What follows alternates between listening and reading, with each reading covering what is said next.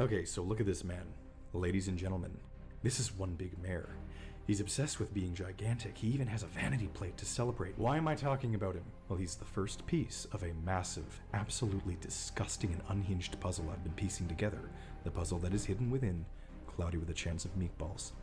I've been writing this video for weeks, and trust me when I say, you have no idea how twisted this movie actually is underneath the hood. See, there's lots of little neat details they've scattered in the animation of this movie, trying to establish what sort of world actually exists outside of their small town. And what I've found is like nothing you can possibly imagine. Mayor Shelburne is the first link. He has lots of big plans, you see. When he starts off the movie, he's a small little mayor in a small little sardine-like body in a tiny town. He craves more. He spends the first bit of the movie manipulating baby Brent, calling him a son, but turns to Flint Lockwood when that machine starts raining food. And then he eats. He devours more and more and more and becomes morbidly obese, but also world famous as he renames the town and invites the world to come check it out. He's gotten bigger in every way, as the tourists now say. That is one big mayor. So it would seem as though his goal of being larger was achieved, right? Well, no. And the answer is just beyond anything you can imagine. I'm already recovering from a cold. I don't even imagine I'll have my voice by the end of this. This lunatic keeps going and almost destroys the world with his food orders and then just leaves and gets lost at sea. And he still can't stop eating. What's wrong with him? He wasn't this dumb when the movie started. Desperate, but not like this. Well, here's the truth. When you look a little closer, you can start to see patterns, answers. I set my sights on his cousin. Cousin, you ask? Who the heck is that? Well, when Mayor Shelburne is about to unveil that sardine land, we learn that Sam Sparks and Manny were sent by one of their news network's executives. This executive approaches them and says he needs them to go out to a random island as a debt to his cousin. His cousin, then, of course, is Mayor Shelburne, who looks fairly similar to him, and while unveiling his spectacle, talks about how he managed to sneak some press coverage. So these two are cousins. Now see, take a look at this. We have a taller, more successful cousin and a shorter, less successful Mayor Shelburne. They have the sort of relationship that incurs debt, and they surround themselves with the same sorts of desperate people. The mayor brags about spending the town's budget without consulting anyone. He's boastful and craves success. The cousin is kind of dismissive, but still successful and an executive, so this family is power hungry, and Mayor Shelburne wants to become big, to one-up the cousin who is more than he is. This whole family seems to have father issues as well, which the mayor uses to try and manipulate both Brent and Flint. All of this makes him a little bit more sympathetic, but it doesn't answer why he basically loses his mind after the food weather starts. Nobody gains this many 100 pounds in a single month.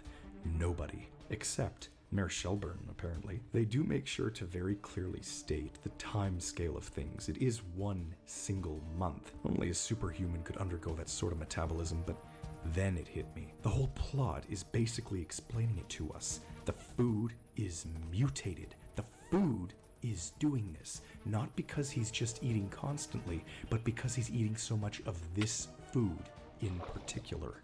It operates differently in his digestive system, and he allows it to. All of the townsfolk are insane when they eat this stuff. Just look at the kids. But he's the figurehead of the island. He runs the show. He has to be big, and so he embraces the insanity that comes along with this. Remember, he breaks into the lab and constantly overloads the machine. He's like an insane mouthpiece for the machine itself, mutated in the worst way possible to the point of coughing up the sheer volume that he shoves inside and gulps more aggressively than anyone ever should. It's tragic, but he has the short end of the stick to begin with. He's been placed in charge of a small town in the middle of nowhere, selling failed sardines to failed people and... Wait. Why? His cousin's back on the mainland, but he's stuck out here? How? What the hell is this town? Okay, hold on, let's zoom out for a second, bringing us to the next piece of this whole conspiracy, Swallow Falls itself. This town, from what we see, is quite isolated. Seriously, take a look at this. It's out in the middle of nowhere, underneath the A in Atlantic Ocean on a map. It's a pretty developed American town, but it's so far from the mainland. And if Mayor Shelburne wants to be big and famous, then why would he settle for this town? Does he have some insider knowledge? Is he stuck here? Why does he stay? They say the town was famous for its sardines, but what's weird is that they eat damn near only sardines. They don't even have other food, they just starve themselves and eat what little is around them. I mean, the mayor may have been eager for sardine success, but It failed, so what exactly is the missing puzzle piece? What, or rather who, is really running this place? To discover the answer, I watched through the movie all over again and then watched through its sequel. If you've seen it, you'll recall that they leave the island for a while and come back to find that the food has turned into a whole Garden of Eden, and it's being industrialized by the guy they left to clean it up. So dear viewers, the answer to who's running this should be obvious. Mayor Hello, I'm the Theorizer, and this is 9, rather terrifying looking movie. Like, I swear this film is only PG-13 because of the imagery. The concept itself is a quintillion times less creepy than Coraline, yet it receives a more age-restricted rating. Funny. But people seem to like this film. Based off of the Shane Acker 2005 short film with the same name, this 2009 feature film gained a large fan base. But it was released a few months after Coraline, and was also released by Focus Features. But Coraline seemed to take all of that year's glory. 9 was released on September 9th, 2009, and received mixed reviews, but it was generally pretty liked. And so, upon the obsessive request of you guys, I'm going to cover this film today. You know, surprisingly for a film like this, there isn't a whole lot to theorize on, but there is a wicked backstory that the film doesn't touch upon, that incorporates real-life references, historical accuracies, and an actual Facebook page where a protagonist publishes plot points. Oh yeah, they went all out with this one. So let's quickly begin with a recap of the film's story. A post-apocalyptic world is void of any life except for 9 ragdolls granted with souls known as Stitch Punks. Their names are uncreatively known as 1, 2, 3, 4, 5, 6, 7, 8, and 9. They are all led by one, and the only thing left on Earth other than themselves is a very creepy-looking robotic cat beast whose goal is to kill them all. But when the 9th one awakens and meets 1 through 8, he finds an interesting-looking talisman. I don't really want to explain the whole movie, but basically he finds the others and he accidentally uses the talisman to activate a massive robot. The robot creates other deadly robots to kill the Stitch Punks. The massive robot gets the talisman and starts using it to suck the souls out of the dolls. Desperate for answers, 9 learns that the scientist who created the dolls also created the robot, and 9 finds a message left for him. In the message, the scientist shows 9 how to use the talisman. Then, 9 gets it from the robot, sucks the souls back, kills the robot, and sets the souls free, causing life to rain down and fix the planet. So generally, a pretty cool story, but if you're curious and want more like me, then you start to analyze scenes, frame by frame, to find clues, and guess what? I read every post made by the scientist on Facebook, scanned through every animated newspaper in the whole movie, and anytime there was writing or text, I paused and wrote it down as a clue. And you won't believe it, but the film uses random text as background filler. Or do they? Let me elaborate. If you watch the movie, you can quite easily figure out the pre-movie plot. A scientist created a machine that was as intelligent as himself, but then a chancellor took it and forced it to create machines of war. But then, the machines turned on the humans and used a poisonous gas to kill everything. That same scientist that created the machine then uses a tiny magic device to divide up his soul into 9 dolls, leaving the 9th one, the trinket, to bring life back to the world. And then the movie happens, they destroy the big machine, and they bring life back to the world. Okay, so that's alright, but let's get into the real interesting secrets. What I mean by that, of course, is all of the intriguing Easter eggs I came across. You see, the thing is, this movie is really good at leaving Easter eggs in newspapers. Look at this one, for example.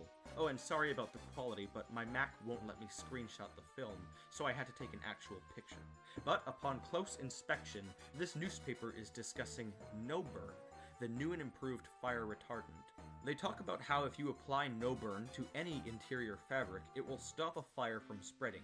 Very cool Easter eggs. So I went online to research No Burn, and found the company online. I hadn't heard about them until now, but apparently they are indeed a company that specializes in fire retardants. The newspaper then talks about someone named Tetraalt and how they are associated with No Burn. They apparently tested No Burn on wood at Keem Lumber, a lumber company. I looked up those newsprint paragraphs word for word and found an identical copy of what was written as a no-burn PDF. So, is it all just filler text? I mean, the same repeat appears here too. Or is it all something more? But something is very strange here. The newspaper's name is the Star Gazette, which is a real-life New York newspaper. But what is very bizarre is that the newspaper's date is Saturday, May 16th, 1930. But the problem is, none of these products were around back then. And another problem is that May 16th, 1930 was actually on a Friday. But May 17th, 1930 was a Saturday. And on that day, a lot of stuff went down, revolving around the world wars, such as the Young Plan, but more on that in a moment. But before we continue with the newspaper clues, I want to address the coolest thing this film did to promote. They gave the scientist his own Facebook page, and on it, the scientist posted updates of his technological achievements leading up to the movie's release date.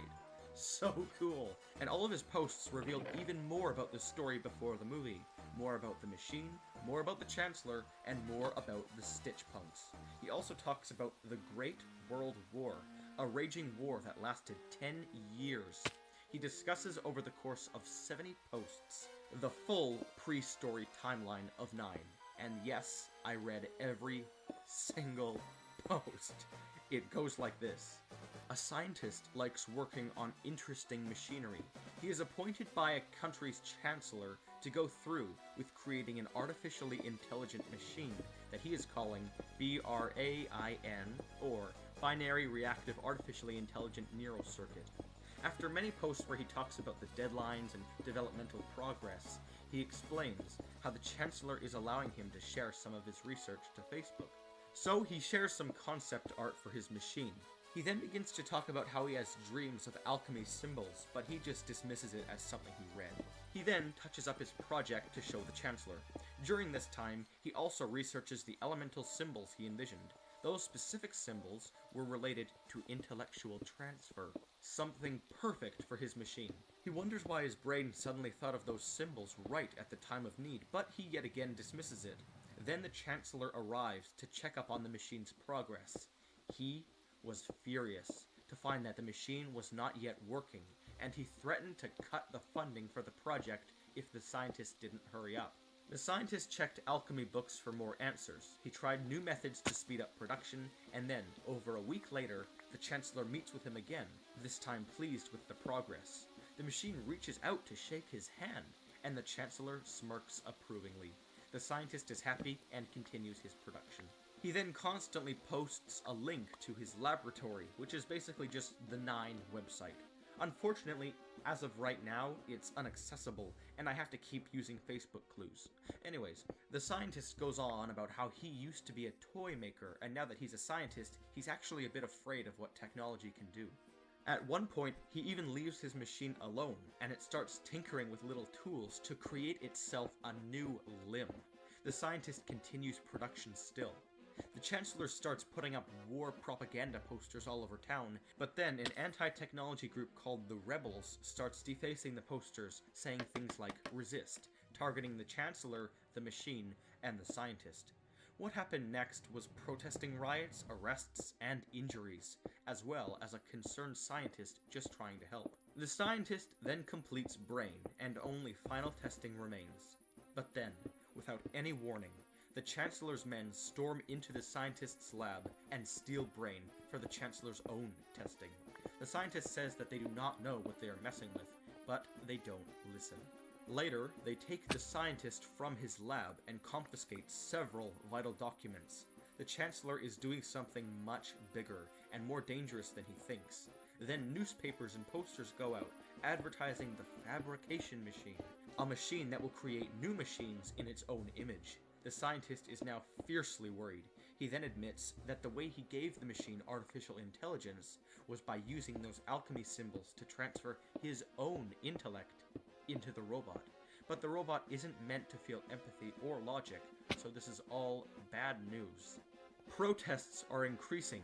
The scientist is being heavily monitored, and the machine gets some super sweet new upgrades. This is all terrible. Several propaganda posters are being defaced just as fast as more and more are going up. Then, several machines are suddenly unveiled to the public, huge 30-foot tall war beasts created by the fabrication machine. Then, large posters telling people to fight at war go up. They have 30-foot tall war machines on them, with the date September 9th, 2009 written on them. I can only assume that that'll be the date of a new war. The vicious chancellor turned dictator is now threatening poor countries with the machines. These countries are still recovering from the previous 10-year war, and the chancellor sends out deadly gas bombs, killing millions instantly. Propaganda posters are now saying, "Pay the price for freedom." The machine is being overworked. It is soon going to change its priorities, which would be bad. War machines are now going rogue and accidentally killing their own men. War rages outside, and the scientist gets an idea to yet again turn to the dark sciences. But he needs his research, which was confiscated by the government. He manages to get it back and begins a new task. Meanwhile, the fabrication machine is prioritizing and begins killing factory workers. The fabrication machine is about to snap, and so the scientist must work fast with his new task.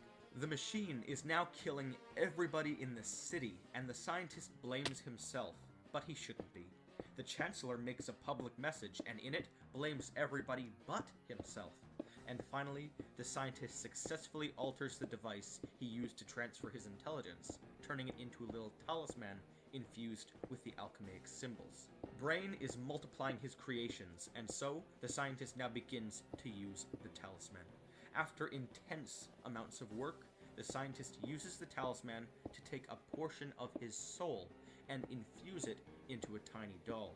He calls it One. He worries that his old body won't be able to take such tasks as soul sucking, but he continues. As thousands and millions of more people are being killed, the scientist develops 8 more dolls, talks about how they act on Facebook, and sets them all out into the world. He then uses all he has left and infuses it into one final 9th one. Then the movie begins. Well, that right there should have been a movie. Those 70 Facebook posts were amazing. And only a few months ago, the profile pic updated. The first activity on the Facebook page in years. Does this mean a possible sequel? Maybe.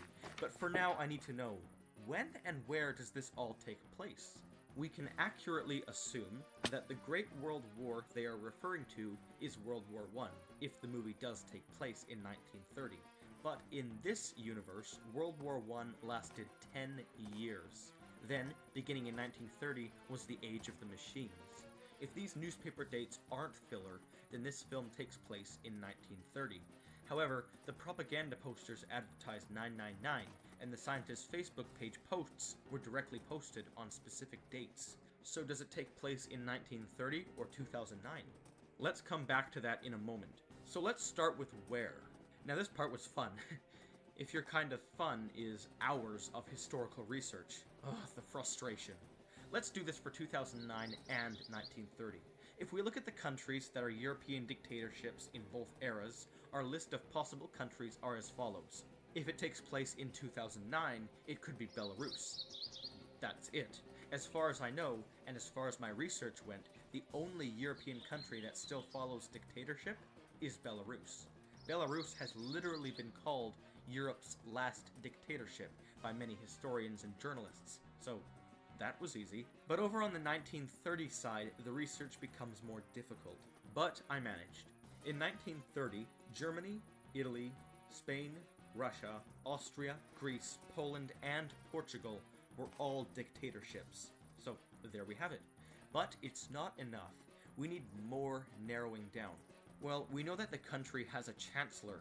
So what countries had chancellors? Well, here the most excellent thing happens. Belarus never had a chancellor in 2009, and this downright eliminates 2009, proving that it has to be 1930. And applying the chancellor fact to these countries, we narrow the heck out of this. Spain, Russia, Portugal, and Greece never had chancellors, and Italy and Poland never had this kind of chancellor. We are left with Germany and Austria, 2 1930 European accented dictatorship chancellor countries. And look at this. Wikipedia even agrees with my chancellor analysis. but we're still left with a tricky decision. Fortunately, I have something to break the tie. In the 30s, the Nazis rose to power. They were a big deal. And look up anything to do with chancellors, and Germany is like the first thing. And so, we have a solid answer. 9 takes place in Germany in the 1930s. All of the Hitler symbolism makes sense. This chancellor is so similar to Hitler. Goals to take over the world, backfiring plans, obscene amounts of propaganda, perfect timing, defining symbols, etc. Now, remember, this guy is not Hitler. But what I am saying is that this film is either symbolizing Hitler or is showing an alternate route for World War I. A route where the war lasted 10 years, the world is poor, machines take over, and only dolls remain. And what was it I mentioned before? Oh yeah, the Young Plan. It was a plan that went into effect on May 17, 1930, that was for settling German reparations debts after World War I. All of the timing is there. This government is getting lots of funding for science, something this plan would allow for, and that's that. What I want to do now is answer a pretty big question. Why does this machine want to kill all of the Stitch Punks? Well, actually, it doesn't want to kill them. Notice how all of the machine's creations go out to capture the Stitch Punks, to bring them to the machine. They don't ever actually kill them. Look at the seamstress. It kneels before the fabrication machine with its prize, so that the machine can soul suck it.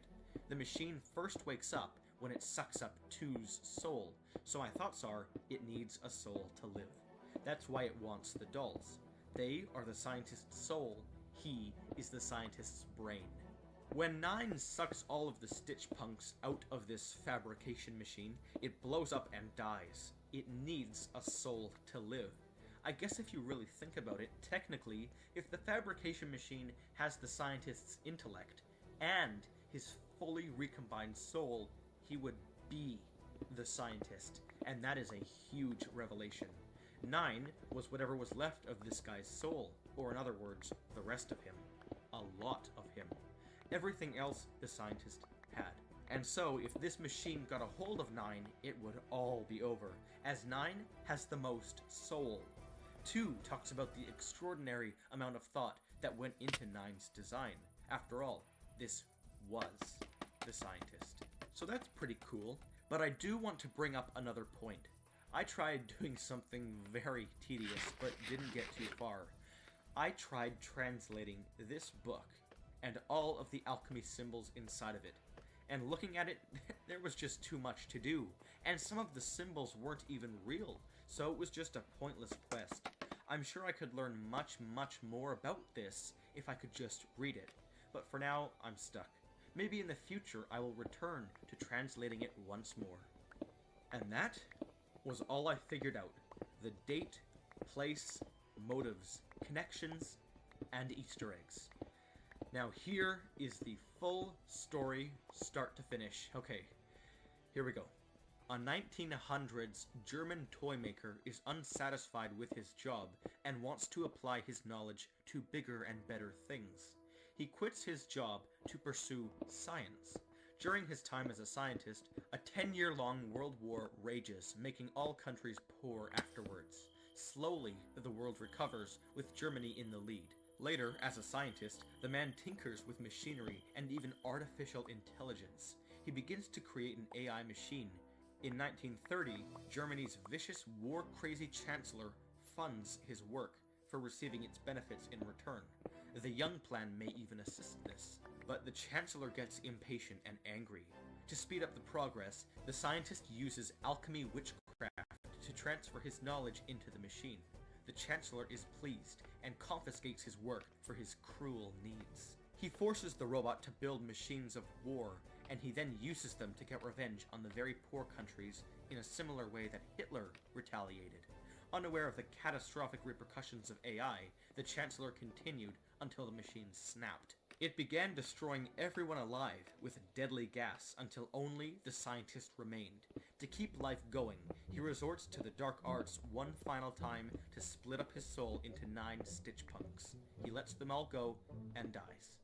All that remains in the entire world are the 9 Stitch Punks and one final robot. The fabrication machine has powered off, most likely from being overworked. but accidentally, the most soulful Stitch Punk enabled the machine to suck a soul and live once again. After losing many Stitch Punks, they defeat the machine with its own talisman, and they set the souls' lives upon the world, bringing back life once again. Isn't that pleasing? I really hope so. I hope I didn't go too fast, but it's pretty difficult sometimes. Let's see what we have accomplished today. I figured out where and when this mysterious movie takes place. I figured out the truth about what Brain really wants, and I analyzed the full timeline of the movie. This was mentally exhausting to cover, but I don't get a break, and I don't need one. So I guess it's now time to resort to intense physics, which is basically my cool-down work. See you guys later.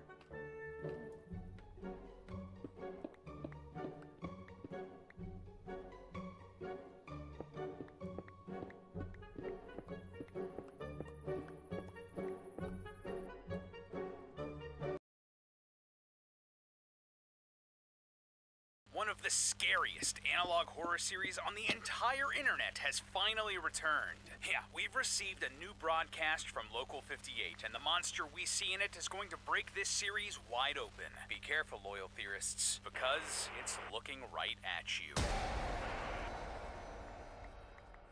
Hello, Internet. Welcome to Film Theory, the show that wants you to go outside and look at that big subscribe button in the sky. Isn't it beautiful? Don't you just want to click it? So, it's been a minute since we've covered a classic analog horror series here on the channel, but thankfully, a new episode of Local 58 just dropped on Halloween, so I had to look into it. If you don't know, Local 58 is an analog horror series created by writer and artist Chris Straub. If you're unfamiliar with Straub, you probably do know some of his other work or series that have been influenced by him, like his creepypasta Candle Cove, all about a children's show that only children could see, went mega viral back in like 2009 and was actually adapted into a season of the Sci-Fi Channel series Channel Zero. We just love to see online creators getting the success and respect they deserve. Anyway, Local 58 is all about a local broadcast channel named WCLV-TV in Mason County, West Virginia. On the surface, it just seems like a fairly typical local TV network, airing movies and documentaries and the like, but things get way creepier as you watch.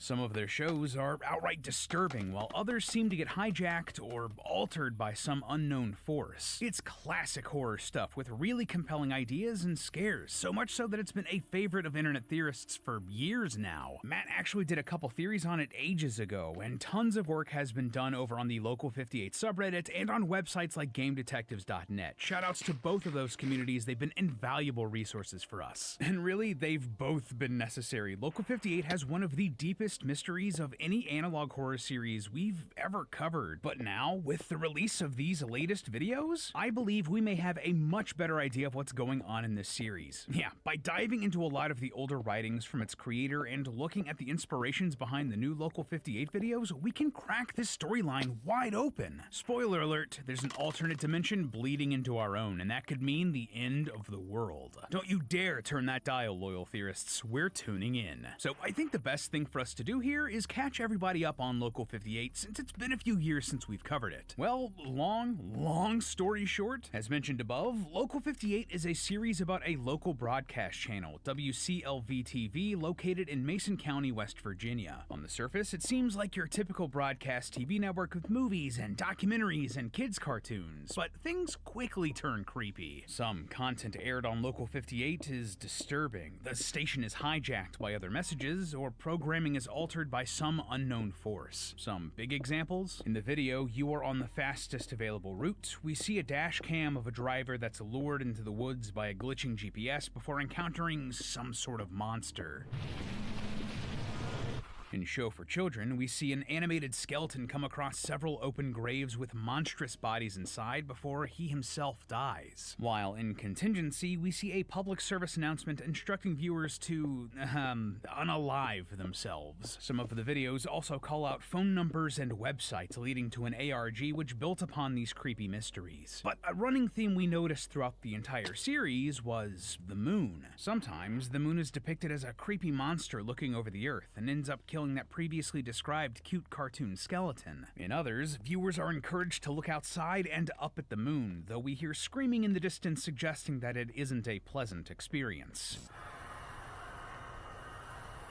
Finally, we see that the moon seems to be some giant, living, breathing entity. There's straight up what looks like organic material inside of it, and also it looks like a giant skeletal monster. One video also called The Moon, His Throne, suggesting that this entity is living inside of the moon and using it to watch over the Earth. Matt and other theorists I've seen here around YouTube suggested that Local 58 was an alien invasion story, though Straub seemingly debunked this. That being said, there does seem to be some sort of interdimensional Lovecraftian energy going on here, which seems like it's really splitting hairs with the term alien, but hey, who am I to judge? Like I said above, that's a super abridged version of the story we've deciphered so far, so please go watch our previous theories if you want a more thorough explanation. But the real reason we're here today is to talk about the new content, and well, since we did our last theory, there have been 2 main videos released on the Local 58 channel. So let's cover them one by one and then see where they sit in our overarching narrative. The first of these is called Close, and though it's rather lengthy, there actually isn't a ton to recap on this one. Close shows footage from a SARO mission, that's the Space and Aeronautics Regulatory Oversight, this universe's version of NASA, sending a probe to an asteroid named Eidolon as it passes close to Earth. This asteroid is particularly famous in universe because it vaguely resembles a skull when viewed from certain angles. A celestial body that looks like a skeleton. Doesn't that sound familiar? Also, Eidolon is a word meaning idealized person, like someone you might want to put on a throne. Just food for thought there. Regardless, most of the video is just footage from the mission and information about both the asteroid and the lander being sent towards it. However, as the probe gets closer, the footage starts getting glitchy and we see a door on the asteroid. Yeah, like straight up a door, like one you'd see in your house. The video feed gets super choppy before the lander makes contact, but the door then opens, revealing organic material inside of the asteroid similar to what we've seen on the moon. Then, an unseen force throws the lander back out into space. Cut to black, cue the end of the video. Again, interesting choices made here if the creator's trying to lean away from that whole alien angle, but you know, whatever. So, there's a lot going on here that we should talk about, but the thing that really jumped out at me first, other than the whole door on the asteroid thing, was the discussion about seeing the skull or face in the asteroid. The video tries to make it clear that this is just a scientific coincidence. It just so happens that when light hits Eidolon at the right angle, it looks like a skull. This is a real-world phenomenon known as pareidolia, which is the human instinct to see patterns where there are none. This is especially true for faces. We humans just love seeing faces in everything, from clouds to houses to fruit. But this actually goes one level deeper for us here in the context of this Local 58 video. Yeah, pareidolia in celestial objects is incredibly common. The most famous or infamous example of this is the face on Mars. If you don't know, when we first imaged the surface of Mars with probes, a region of the planet known as Cydonia exploded in pop culture because of one particular mountain that looked like a human face. Conspiracy theorists took this and immediately ran with it as proof of extraterrestrial life and intelligence on Mars. This was surely a giant statue from an ancient civilization, right? Well, not so. Further images of the location showed the same mountain with different lighting, and believe it or not, but it was just a regular mountain. The sun was just hitting the rock at the right angle, and we took the picture at the right time to make it look like a face. But all that being said, given Local 58's history of taking real conspiracy theories and using them as inspirations for its lore, that seems to be the same thing that's happening here, that this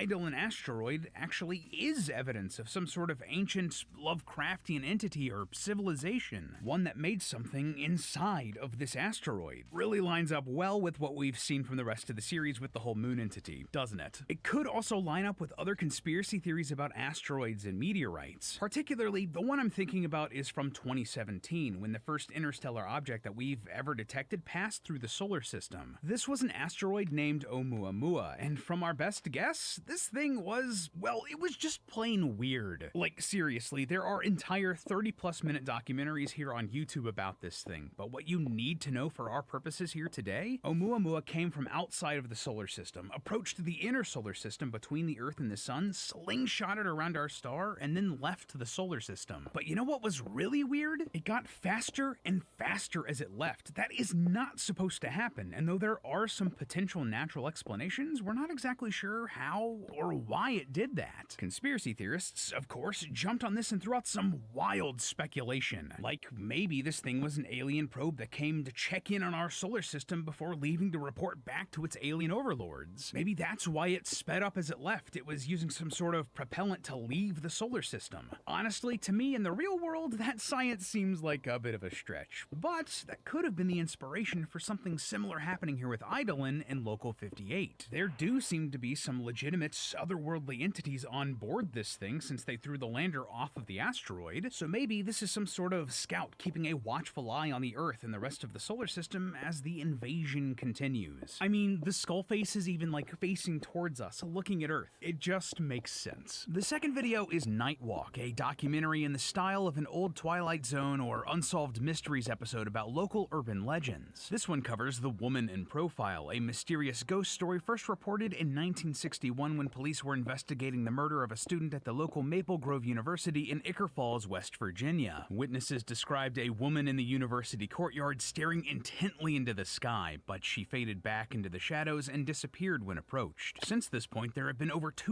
sightings in the area, and curiously, she has only ever been seen in profile. The one child who saw the woman believed that she was still watching him during their encounter, saying, quote, "The lady can see me even though I'm not up there. It's creepy stuff, and there's a good reason for that." Towards the end of the video, we suddenly cut to some found footage of a camcorder taken on November 24th, 1996. That's almost 35 years after the Woman in Profile's first appearance. Here, we see the woman in profile against a sunset, but if you look closely, you'll see that the back of her head looks like another face. However, as the tape goes on, a flashlight crosses the woman, and it's revealed not to be a woman at all. Instead, it's some sort of creature. Its head only looks like it's looking to the side, but in actuality, it's looking directly ahead, directly at you. We then see the text, "A predator cannot differentiate between prey and accomplice," flash on screen as the video ends. So, okay, that was also a lot. Where do we even start breaking this one down? Well, the first thing I wanted to call out was the use of the phrase, "A predator cannot differentiate between prey and accomplice." This is actually not the first time this text has shown up in the Local 58 series. It was found in earlier videos and in the ARG, and we believed that it was pointing towards the monster in the moon. There is clearly some sort of cult following this entity, but in the end, the entity will not be able to tell the difference between its followers and the rest of humanity, between its accomplices and its prey. So, right off the bat, that's building a connection between this woman in profile creature and the entity inside of the moon, and that isn't the only connection here. Everyone who has cited the woman in profile consistently believes that she's looking up at something, so much so that witnesses often follow her gaze upwards to see what she's looking at. As we've already talked about in the Local 58 universe, looking up in the sky is potentially very dangerous since the moon seems to have some sort of psychological impact on anyone that stares at it. Could this creature known as the woman in profile be trying to trick humans into looking up into the sky at the moon? Also, though it's not directly related, one of the newspaper articles we see in the video mentions a mine collapse where many of the workers there died. We're briefly given a list of casualties, including several people named Mooney. Just an interesting factoid and yet another connection with the moon. This monster is clearly connected to all of the cults and creatures and predators associated with the moon. Oh, and also, this is a very small thing, but I think it's worth pointing out that prey and predators actually have an evolutionary distinction between them. Generally, animals that are prey have evolved to have eyes on the sides of their head, giving them a wider field of vision to spot potential threats. Conversely, predators often evolve to have eyes on the front of their head so they can better focus on their targets. Isn't it then interesting that this woman in profile seems to have evolved to make people think it's looking to the side, putting them at ease because it isn't looking at them, but in reality, it's actually staring directly at them. A predator evolved to make its prey think it's not a threat. It's just a great little detail. So that's a surface level analysis of these videos, but what more can we find if we dig just a little deeper? Is there anything else in here that tells us about Local 58 as a whole series, a whole universe? Well, that isn't a rhetorical question, loyal theorists, because the answer is absolutely yes. One thing that really stuck out to me was that the Night Walk episode called Mason County, the location where this entire series takes place in, home to what some call the most haunted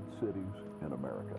Basically, ghost stories have been a part of the culture here since the area's settlement by missionaries centuries ago. So, I wondered, is Mason County a real place? And if so, is there any real-world lore we could dig into to try to connect any dots here? And boy, oh boy, loyal theorists, we hit the jackpot with this one. See, Mason County is a real place, and the real-world Mason County is actually home to one of the most famous cryptid stories in American history, the Mothman. Between November 15th, 1966 and December 15th, 1967, the residents of Point Pleasant, West Virginia in Mason County reported sightings of a flying creature with glowing eyes that would become known as the Mothman. This ranged from gravediggers claiming that it flew over their heads while doing their job, to young people reporting that their car was chased by the creature, to the Mothman flying over the local Silver Bridge that spanned the Ohio River. That bridge would eventually collapse on December 15th, 1967, sadly killing 46 people. After this, sightings of the Mothman stopped in the area, though other people across the world have claimed to see the creature in more recent decades, the most notable of which was in Russia before the 1999 Moscow apartment bombings. Because of the bridge collapse and the apartment bombings, people have often associated the Mothman with omens of disaster.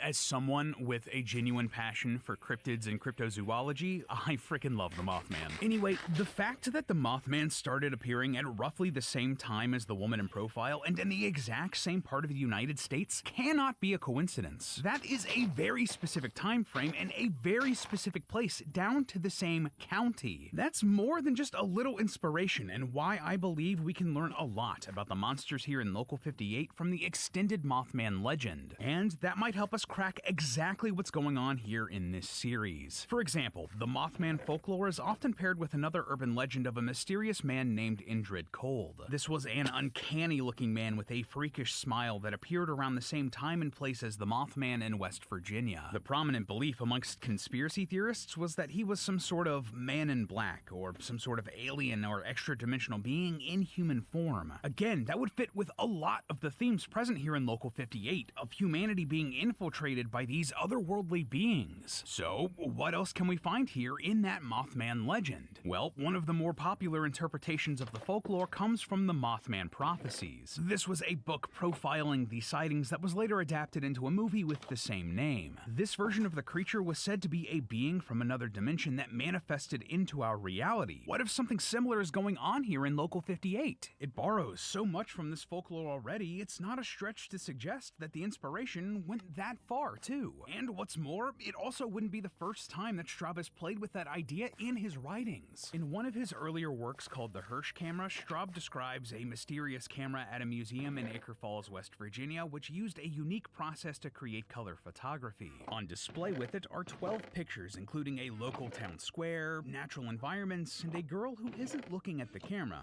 Doesn't that sound familiar? A coincidence, I'm sure. But here's the thing. All of the pictures do not line up with historical record or other photographs of the same time. Instead, they depict buildings that never existed, trees with human hands at the ends of their branches, people crawling on all fours, or a man with a grossly distorted head. If I were to take a guess here, my interpretation of what's going on is that whatever process this inventor used to create this camera isn't taking pictures of our world. Instead, it's taking pictures of the same time and place from another world, another dimension. What if that dimension here is what we're seeing bleed over here into the real world in Local 58? What if all of the weird happenings and the broadcasts getting hijacked and the moon looking weird and the woman in profile are all from this alternate dimension? Now, you might think that, wait, this is a completely different thing that Straub wrote. Can we really connect it to this ongoing Local 58 story? And that is fair to point out, but Straub is an author who has gone out of his way to connect all of his works before.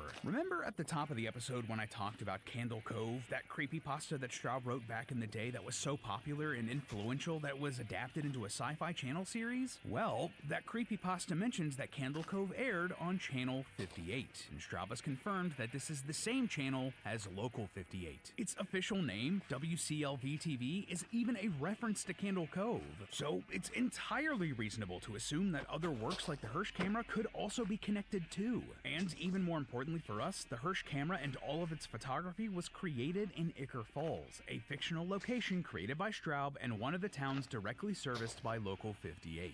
All of the paranormal happenings we see here in Local 58 are because of some crossover with an alternate dimension, maybe the same one described here in the camera's story. story. And honestly, that would explain so much. If the entities are from another dimension, that may explain why Straub insists they aren't aliens, they're dimension hoppers. That could also explain why the woman in profile creature is able to disappear so easily. It's fading into the shadows, out of this world and back into its own dimension. It could explain why people the world over aren't freaking out all the time over the moon if it has a giant skeleton in it. Maybe you just have to be in a very specific place like Mason County, West Virginia to even see it. But if you do, it's certainly seen you too, and that could be the end of you. But hey, that's just a theory. A film theory! And cut! Up next on Film Theory. There is so much more to Gooby going on than the happy-go-lucky surface would have you believe. An evil being literally worming its way into reality through the television and punishing any children that refuse to play along.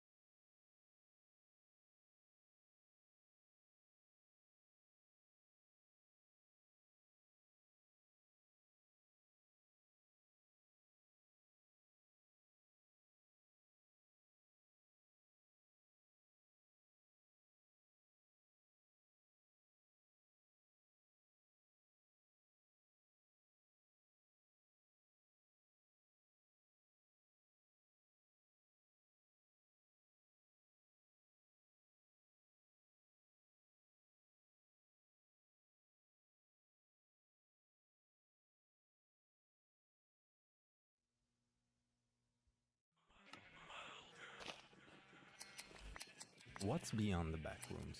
I mean that in both a spatial sense, a psychological one, and a temporal one.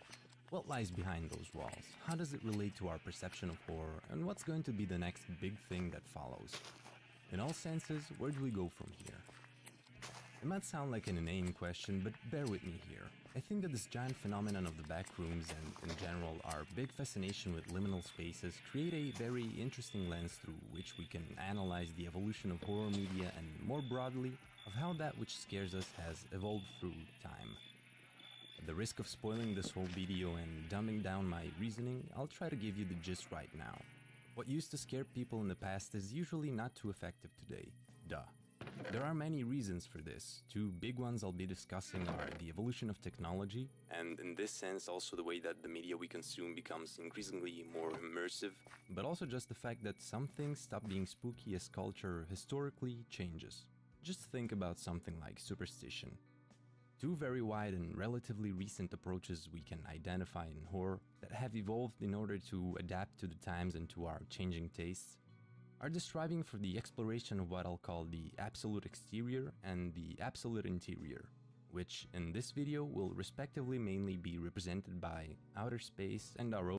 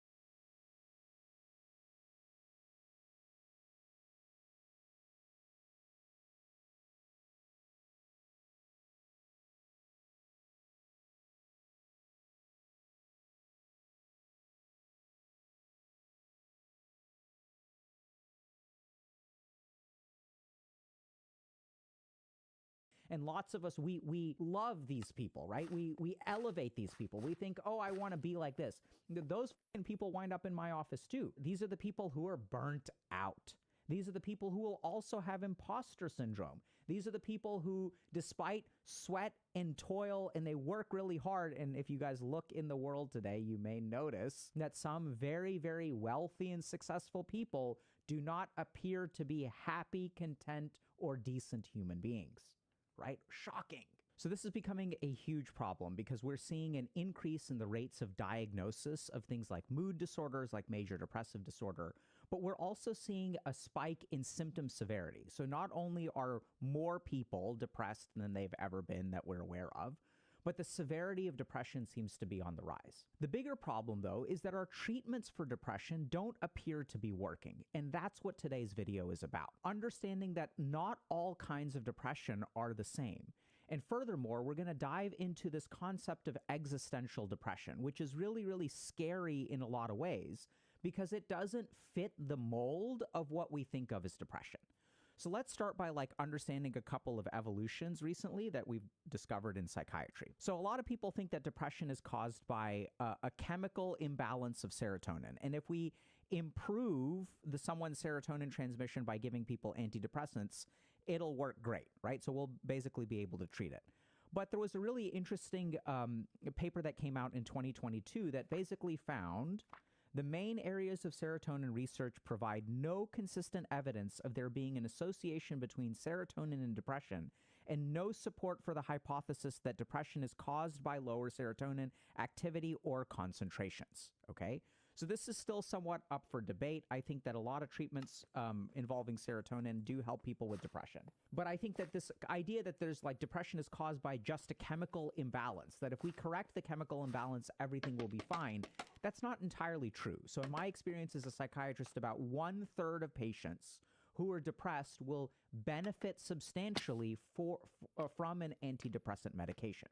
The problem is that for those other 2/3 of people, it won't help very much because the origin of their depression is a little bit different. And this is sort of where we're going to dive into existential depression. So this is what I want y'all to think about. There are 2 reasons that you could be depressed. One is that your life is pretty good, okay? But you have a cognitive distortion, or you have something like a chemical imbalance. And if you have a cognitive distortion, if your brain isn't working right, and that causes your depression, that is something that we can potentially fix with a medication to restore your serotonin levels, or we can use something like cognitive behavioral therapy to correct your cognitive distortions. There's basically a problem with the way that your brain is functioning, the way that you're seeing the world, which is why you're depressed. Things are not actually that bad. It's just your brain is messed up, so you can't see how good things are, okay? That's option number 1. And that's what a lot of our psychiatric treatment is oriented towards. But there's a second possibility, which is that the world is becoming increasingly uncertain. You genuinely look into the future and don't know what to do. You don't see a whole lot of hope. And this is not like you're hopeless because your brain is messed up. This is like a genuine, objective assessment of your future and discovering that basically things are not hopeful from a logical sense. And if you have this kind of depression, which by the way is skyrocketing, right? So we see existential depression increasing so much because the world is becoming a worse place. There's a lot of uncertainty around careers, is AI going to replace your job? People are buying houses later. People can't afford houses. In the US, a lot of people have crushing amounts of student debt. We don't know what the hell is going on with dating, right? So we don't know what's going on with the climate. We don't know what's going on with the environment. There's a lot of political unrest. There are wars. So as you look out into the world, is the future a hopeful place? And for a lot of people, the answer is no. The bigger problem is that the standard treatments that we use don't really work well for people with existential depression. This is the second kind of depression, which is almost like a logical reaction to the world becoming a worse place. Because this idea that depression is caused by a serotonin imbalance, I think is partially true. It's true in some cases, but not true for everybody. If y'all want more info on existential depression, we've put together an awesome page that has free resources, links to other relevant videos, and some info on our coaching program. Check out the link in the description below, and back to the video. Now, the second problem is that if we look at the other sort of gold standard of treatment for depression, it's something called cognitive behavioral therapy. But I've worked with a ton of patients who have this existential depression for whom cognitive behavioral therapy doesn't work. So let's take a look at that. So this is a great paper by a guy named Nasir Gami, fantastic researcher on mood disorders, depressive realism, and existential psychotherapy. So we'll get to that in a second.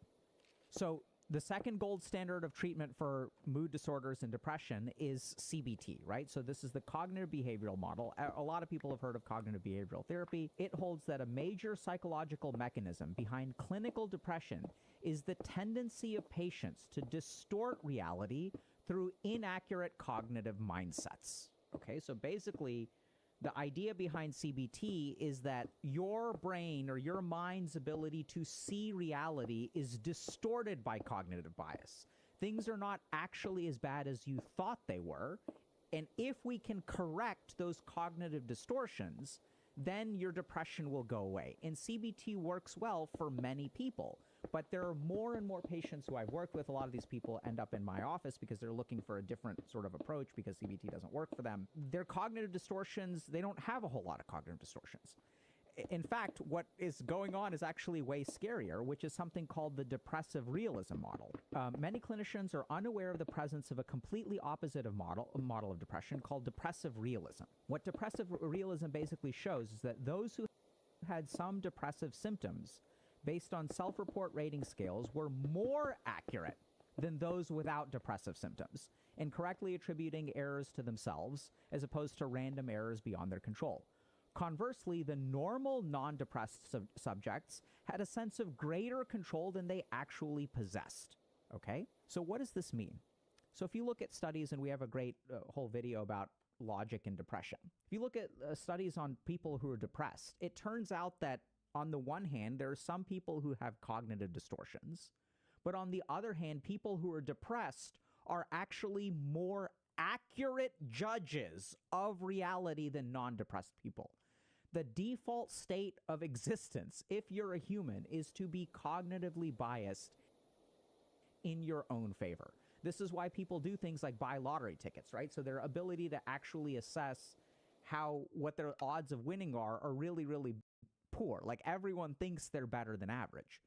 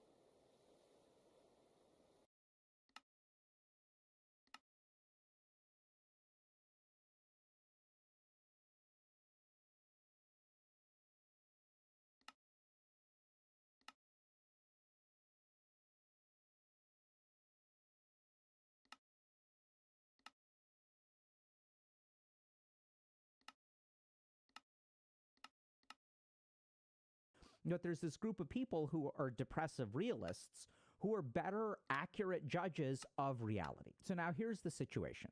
This is something that always, confuses. And lots of us, we love, because this idea that depression is caused by a serotonin imbalance, I think is partially true.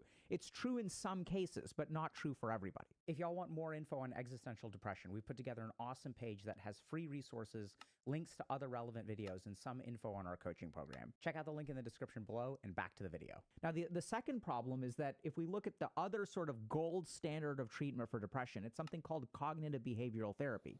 But I've worked with a ton of patients who have this existential depression for whom cognitive behavioral therapy doesn't work. So let's take a look at that. So this is a great paper by a guy named Nasir Gami, fantastic researcher on mood disorders, depressive realism, and existential psychotherapy. So we'll get to that in a second.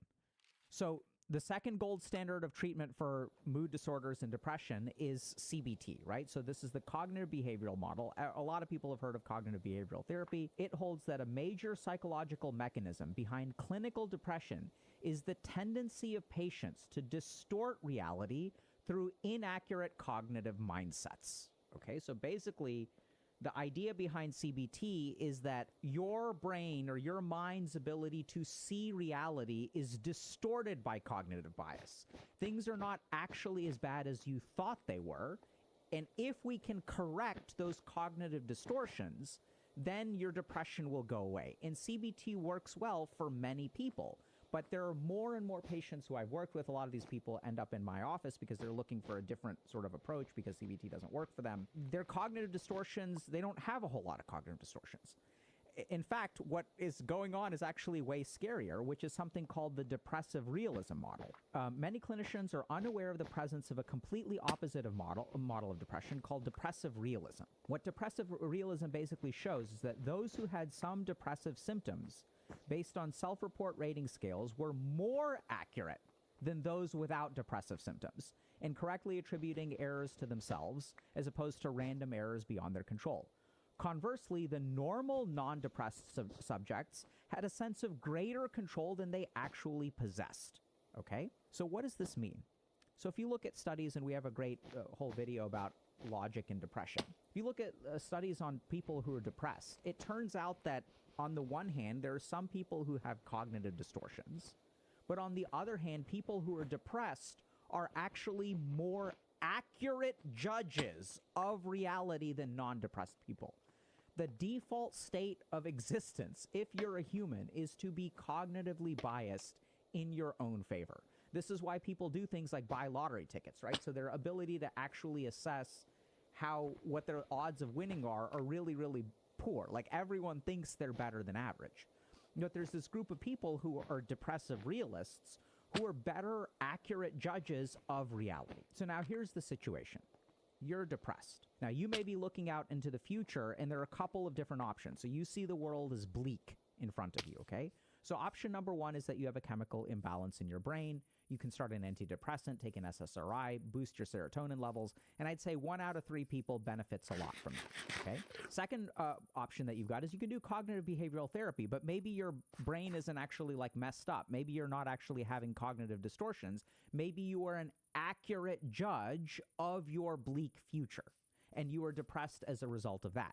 And so what we tend to see in cognitive behavioral therapy is that it doesn't work for everyone. And so if you don't have a chemical imbalance, and if you don't have a whole lot of cognitive distortions, then what do you do?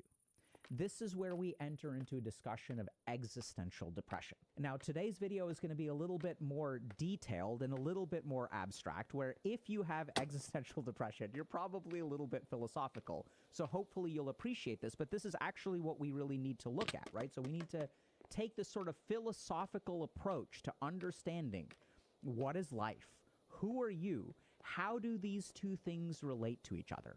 And once we understand how those two things connect, hopefully it will equip you for a way of like living and existing in the world that allows you to like be happier. I know it sounds kind of weird. I don't know how to say it, but like basically if you're existentially depressed, you need an existential solution. And an existential solution isn't going to come from cognitive behavioral therapy or an SSRI.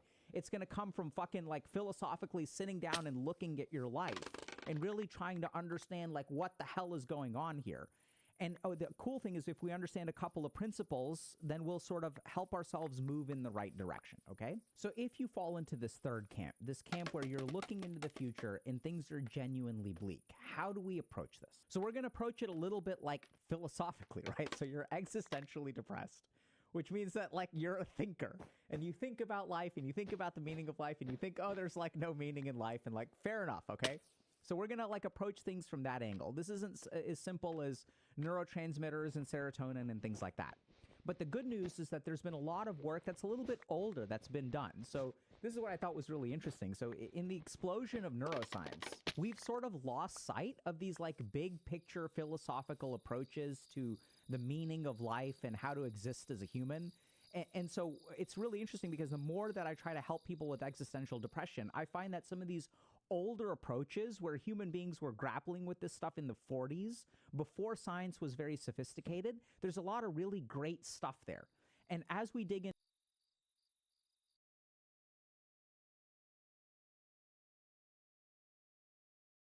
that stuff, hopefully it will give y'all a road forward, not just in a big picture sense, but also a couple of really specific things that you can do to sort of change your perspective on life. So let's take a look at what existential depression looks like. What is blocked or interrupted for the depressive is not the future, but contingency, spontaneity, or openness. As I see it, the problem with such a patient is not that the future is blocked, but that it is frozen or determined. That in losing its rhythmical flow and pause, in effect, it has achieved a state of disordered perfection or completeness, a situation intolerable in the healthy. Such an individual with a fixed or frozen future has become an object among objects, or thing among things. His loss of the sense of the rhythm of the world and of his life demands that he attempt to reconstitute this sense of interrupted or disordered pause and flow. Since he feels very foreclosed in terms of the viable future, he feels he must reinstitute, even if by pathologic devices, the disruption of the painful monadic unitary closed state he has achieved. Now, you are probably wondering, what the hell does that mean? So let's explain. So here's what Dr. Schur noticed. If you are a human being, you have a lot of stuff in the past that brings you to the present. Okay? And then the future is a set of possibilities, right? So if we kind of think about like what's going to happen in the future, this thing could happen over here, or this thing could happen over here. There's all kinds of possibilities. What are you going to do with your life? Oh, I could do anything. I could study this. I could study this. I could move here. I could go over here. There's a lot of possibility in life. So what happens in existential depression is that the future becomes frozen or determined, right? It becomes a disordered perfection or completeness. So this is kind of what I see when I work with people who are depressed, right? What I sit with is someone who there's no possibility of the future. The future actually collapses down to one thing. There's no more possibility. No matter which road we start walking, we are going to end up in the same spot. There's no point in effort because the future is foreclosed. The future is predetermined. That's where the hopelessness comes from. So a good example of this is, I work with a lot of people who struggle a lot with like dating and loneliness. And there's a camp of people who call themselves forever alone. So if you think about forever alone, what does that mean? It means that no matter what you do, the future is fixed. And when the future becomes fixed like that, it induces this sense of existential depression. There's no point in life. What's the point in life if no matter what I do, everything is going to fall apart anyway? There's no point in investing in a career because my job is going to be replaced by AI. Right? So no matter what I do, I become powerless because my efforts, whether I do this on a Monday or this, whether I procrastinate on a Monday or I don't procrastinate, makes no difference. My job is going to get replaced by AI. Whether I go to the gym, whether I get my hair done, whether I work with a stylist, whether I go to this pickup artist camp, doesn't matter because I'm going to be alone no matter what happens. So there is a fixed or frozen future. And when there's a fixed or frozen future, what is the point of acting? Right?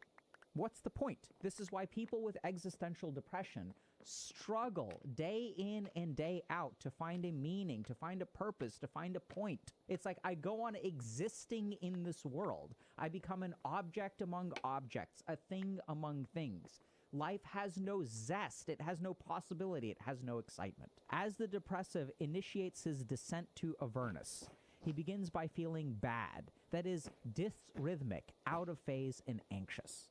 By degrees, the depressive reduces his participation in the world of events of social, personal, and even family contacts. They start to withdraw. His future consolidates. His present constricts, and his past may not become the center of repetitious and blocked focus. As he closes linearly or frontally, he seems to open laterally. So, what does this mean? So the future is full of possibilities. Right? In a normal person.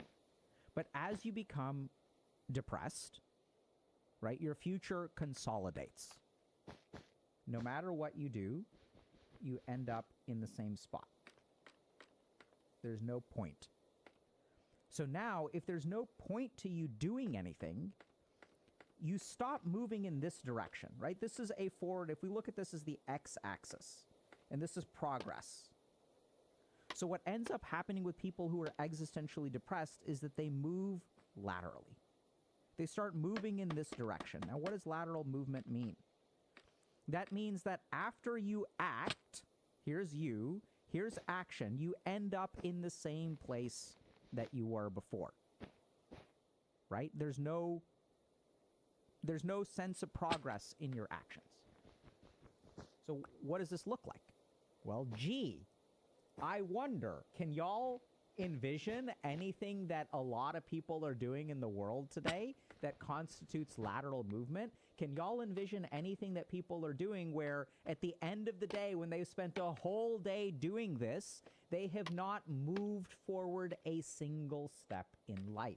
Wow. Yeah, that's right. It's this. It's technology, it's drugs, it's video games, it's porn, it's social media, it's doom scrolling. All of these are lateral movements, right? At the end of the day, if you spend a day, a week, or a month doing this, you have not moved forward at all. Now, a lot of people think, okay, so that's why we just need to stop. And this is where a lot of people make a huge mistake. See, stopping technology usage isn't going to work if you are trying to move laterally. You will just replace video games with something else that's useless. You'll sort of force yourself into trying to learn a new skill. Let me just try to grow by playing guitar, and then at least I'll have a skill at the end of it. But there's no actual passion or joy or anything like that in driving the guitar, so you won't stick with it. The lateral movement is a consequence of an absence of forward movement, right? So the real thing, if you really want to give up technology, there's a bunch of research that shows this, you have to have a reason to quit.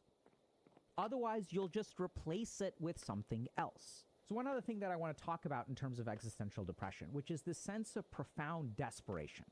When I sit with my patients, I don't know if this kind of makes sense, but they're like this is sometimes where their suicidality comes in, where they're like, I don't care. I just can't live in this fucking life anymore. I just don't want, it's the same damn day over and over and over again. I've been doing this for years. I can't do this for 30 years. I can't do this for 40 years. So sometimes it manifests as suicidality, but sometimes it manifests as highly reckless behavior. I just want a YOLO. It's not that my patients are oftentimes suicidal. It's that they long for, I want to become something or nothing at all. I want to go all in on something in life.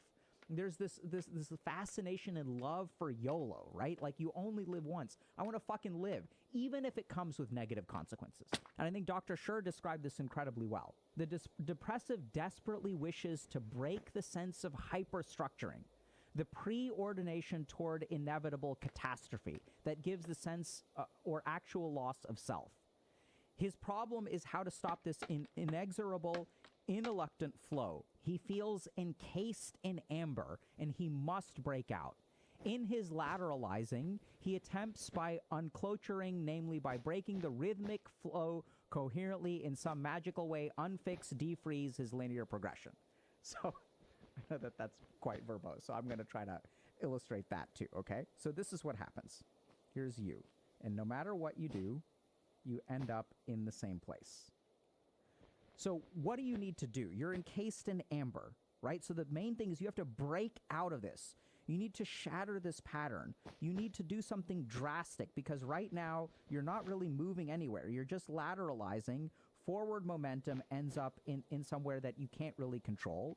So you just need to shake it up, right? And this is what I see so much when I work with people. They have this very, very intense sense of I just want to leave it all and go to an ashram and find myself. I want to go to some boot camp. I want to read. I just can't tolerate this staticness of life.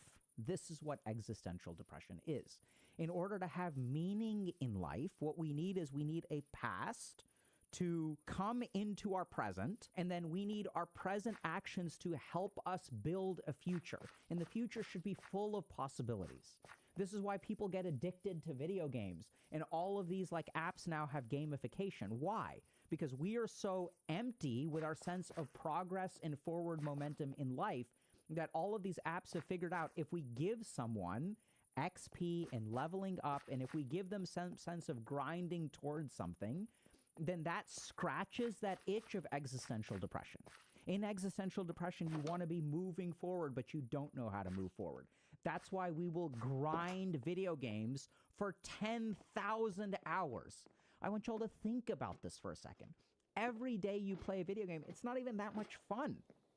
Why do you grind so hard for meaningless things? It's because you have a meaningless life and the illusion of meaning from something like a video game, and the illusion of progress. So now the question becomes, okay, if this is the case, what do we do about it, right? Because cognitive behavioral therapy may not work, antidepressants may not work. How do we tackle this problem? So the first thing I'm going to do, we're going to go back to Schur, and we're going to sort of give y'all a picture of what the goal looks like. So the unself-conscious man, that is existential man, moves through the space of his world or worlds, pulled upon or altered by the tribe, blah, blah, blah.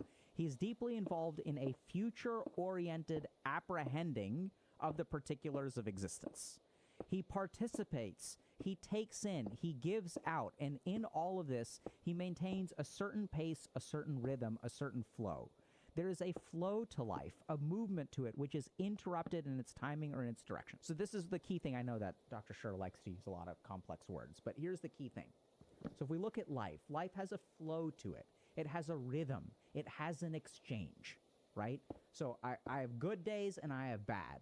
Good days all the time will lead to depression. Bad days all the time will lead to depression. It is good days and bad days that make a good life. If we think about movies, what makes an exciting movie or narrative?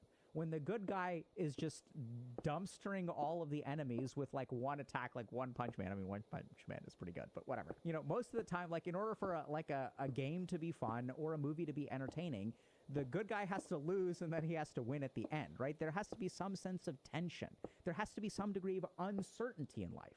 So that is what we're going to try to recreate. And now what we're going to do is understand a couple of basic patterns that allow us to recreate this kind of sinusoidal flow, this sort of, life is like oscillating, right?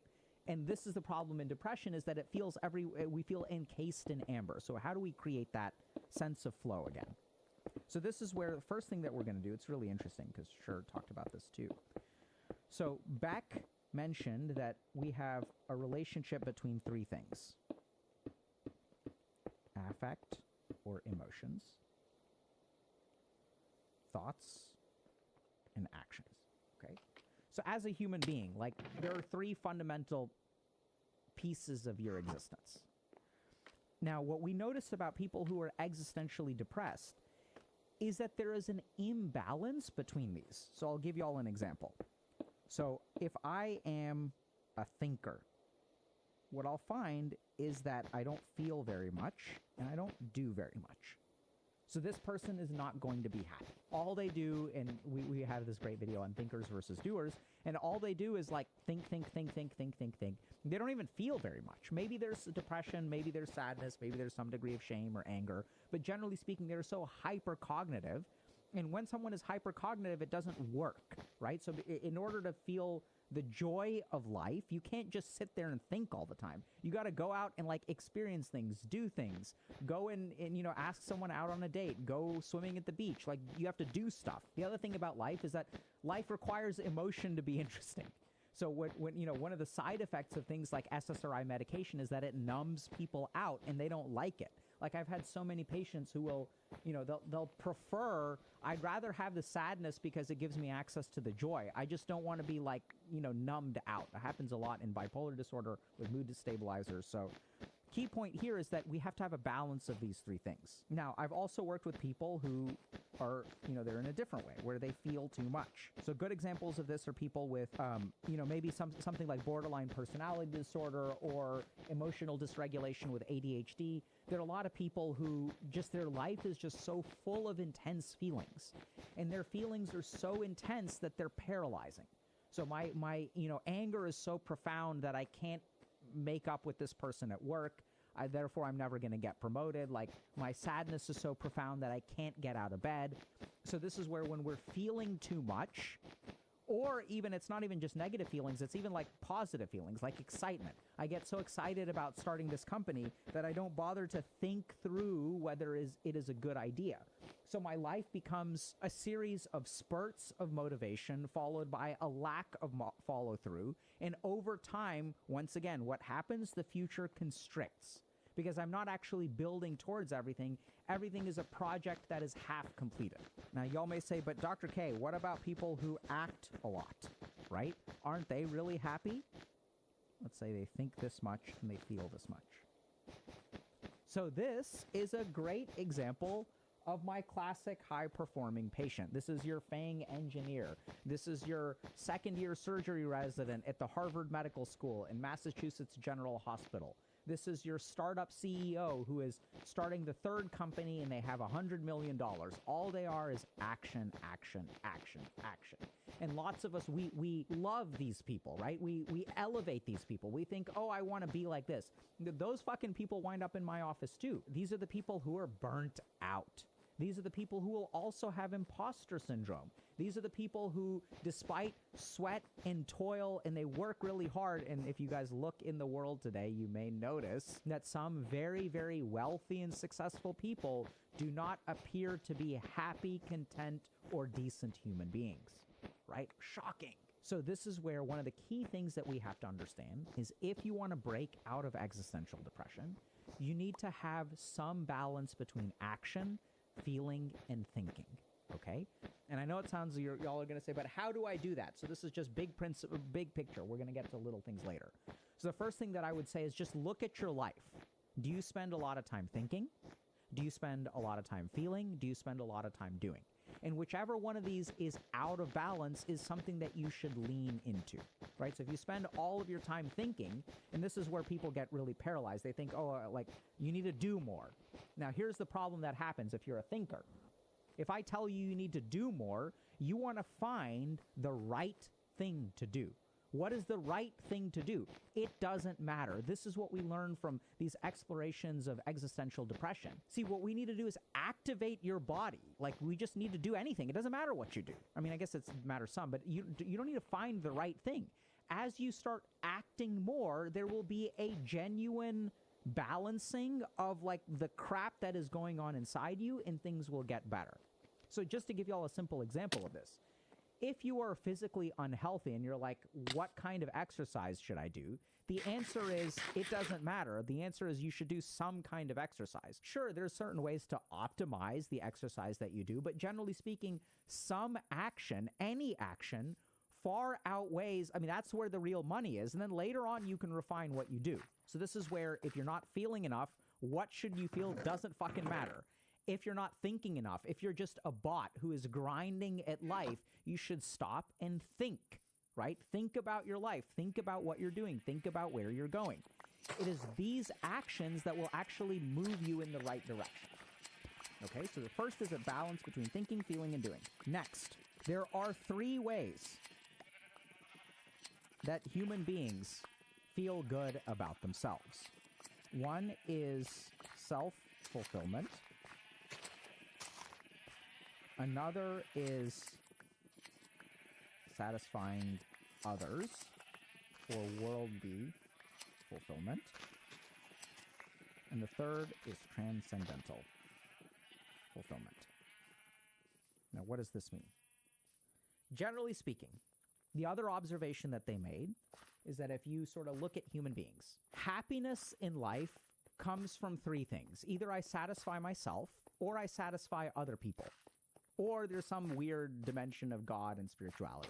That's basically what they found, right? So I want y'all to think about this balance.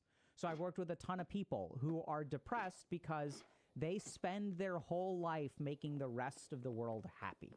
They achieve things, they accomplish things, they do, they're the perfect husband, the perfect wife, the perfect boyfriend, the perfect girlfriend, the perfect son, the perfect daughter, the perfect employee, the perfect boss. All of their identity is invested in making the rest of the world happy. This is going to lead to existential depression because you're sort of sitting there, you're living your whole life for the sake of other people. You wake up one day and you're 40. This is where a midlife crisis comes from. What the hell am I doing on this planet? I've done everything that I'm supposed to do. I've made everyone happy. I got promoted. I accomplished a lot, but I wake up and I'm unhappy. The second version is the person who is prioritizing self-fulfillment. They're very selfish, or they just spend all their time playing video games, getting high, whatever. They're engaged in a lot of lateral movement, right? They're not fulfilling any of their worldly responsibilities, so they're not respected.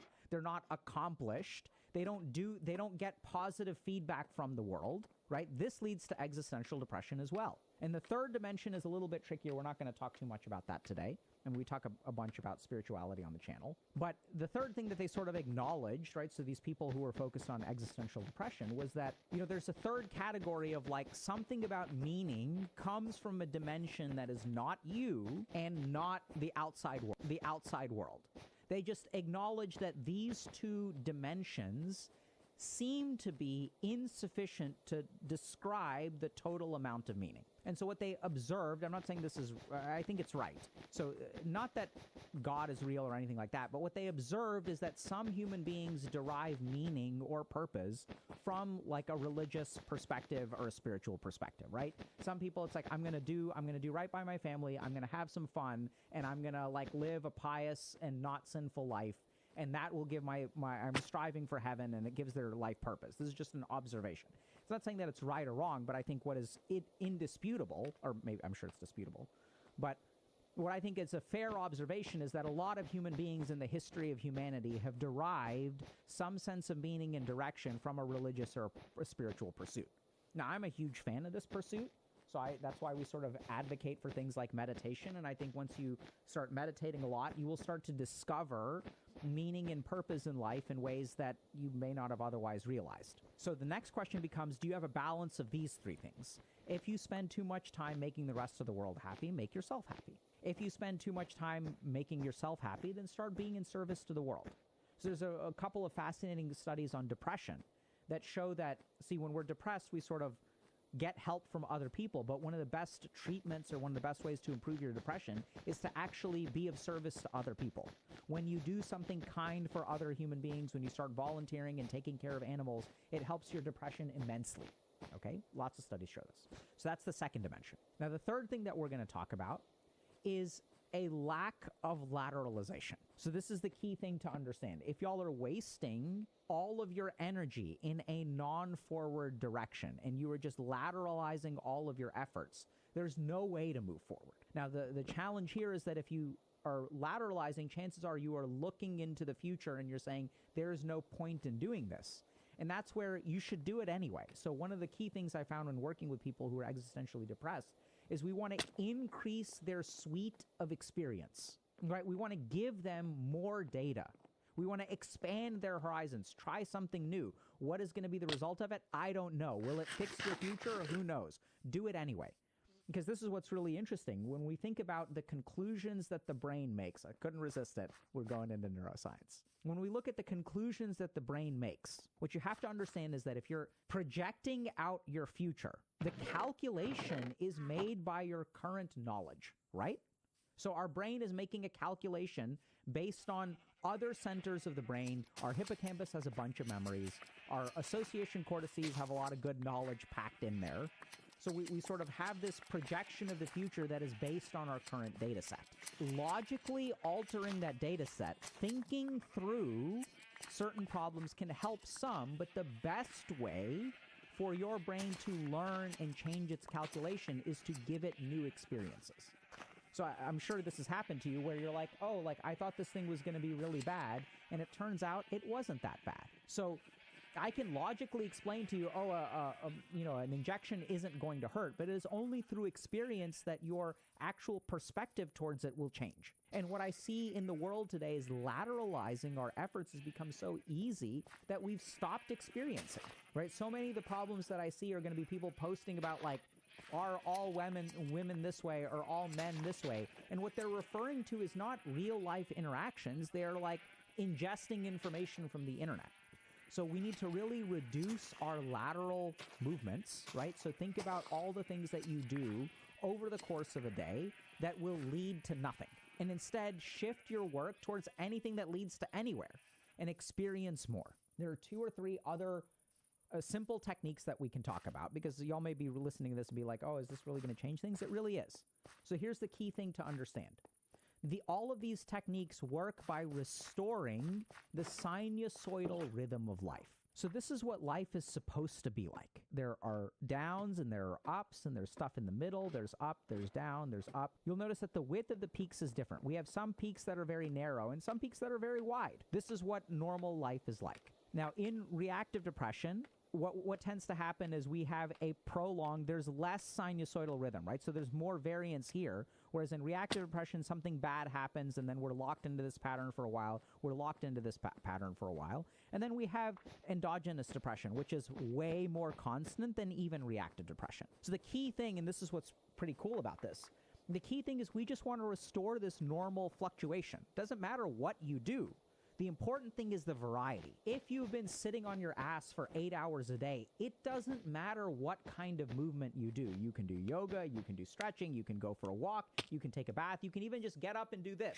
It doesn't matter what kind of movement you do. The key thing is that you move in some way. Now, the last thing that we're going to talk about are 2 microscopic techniques. So these are actual techniques from something called logotherapy. So I don't know if y'all have heard of a guy named Viktor Frankl, right? So he wrote Man's Search for Meaning, was a Holocaust survivor, became a doctor, was, I guess a psychiatrist. I'm not sure if he was like a neurologist or psychiatrist or what. But he developed this system of therapy which was specifically targeting existential depression. So here's just his characterization. Patients who fall into this diagnostic category usually complain of a sense of futility and meaningless or emptiness and void. In logotherapy, this condition is termed the existential vacuum. The first thing that we're going to talk about, he developed this technique called paradoxical intention. So here's what he said about it. In order to understand it, one must consider the phenomenon called anticipatory anxiety. By this, I mean the response and reaction to an event in terms of the fearful expectation of the recurrence of the event. However, fear tends to make come true precisely that which one is afraid of. And in the same vein, anticipatory anxiety triggers off what the patient so fearfully expects to happen. Thus, a vicious circle is established. A symptom evokes a phobia, and the phobia provokes the symptom. The recurrence of the symptom then reinforces the phobia. I'm sitting here and I'm saying, look, you should go out and act more. But Frankl figured this out. When I say go out and act more, he discovered that there is something that's getting in the way of your acting. That is your anticipatory anxiety. So if I take someone who is forever alone and I tell them, go out and talk to people, this evokes some anxiety. Things are not going to go well. People won't like me. And then if you push yourself and force yourself out into public, you will be so in your head and anxious. You will be sending off the wrong empathic energy so that people are going to think you're awkward and you're a creep. So those social interactions that you force yourself into will become traumatic. And as they become traumatic, then they will reinforce your anxiety, right? So if I just tell you to go out and act, it doesn't work. So if you're someone who is paralyzed by anxiety, right? I'm afraid to ask for a promotion. Then when you go in and you ask for a promotion, you're stuttering, you're not confident, you don't really believe, you're afraid of what they're going to think of you. So you don't project your confidence, and then you don't end up getting promoted anyway. This is the problem. When we are anxious about doing something and we try to do it, our anxiety sabotages our ability to do the thing. So there are 2 solutions to this. One is we can do an exposure therapy where we engage in the behavior over and over and over and over and over again until our anxiety gets numbed out.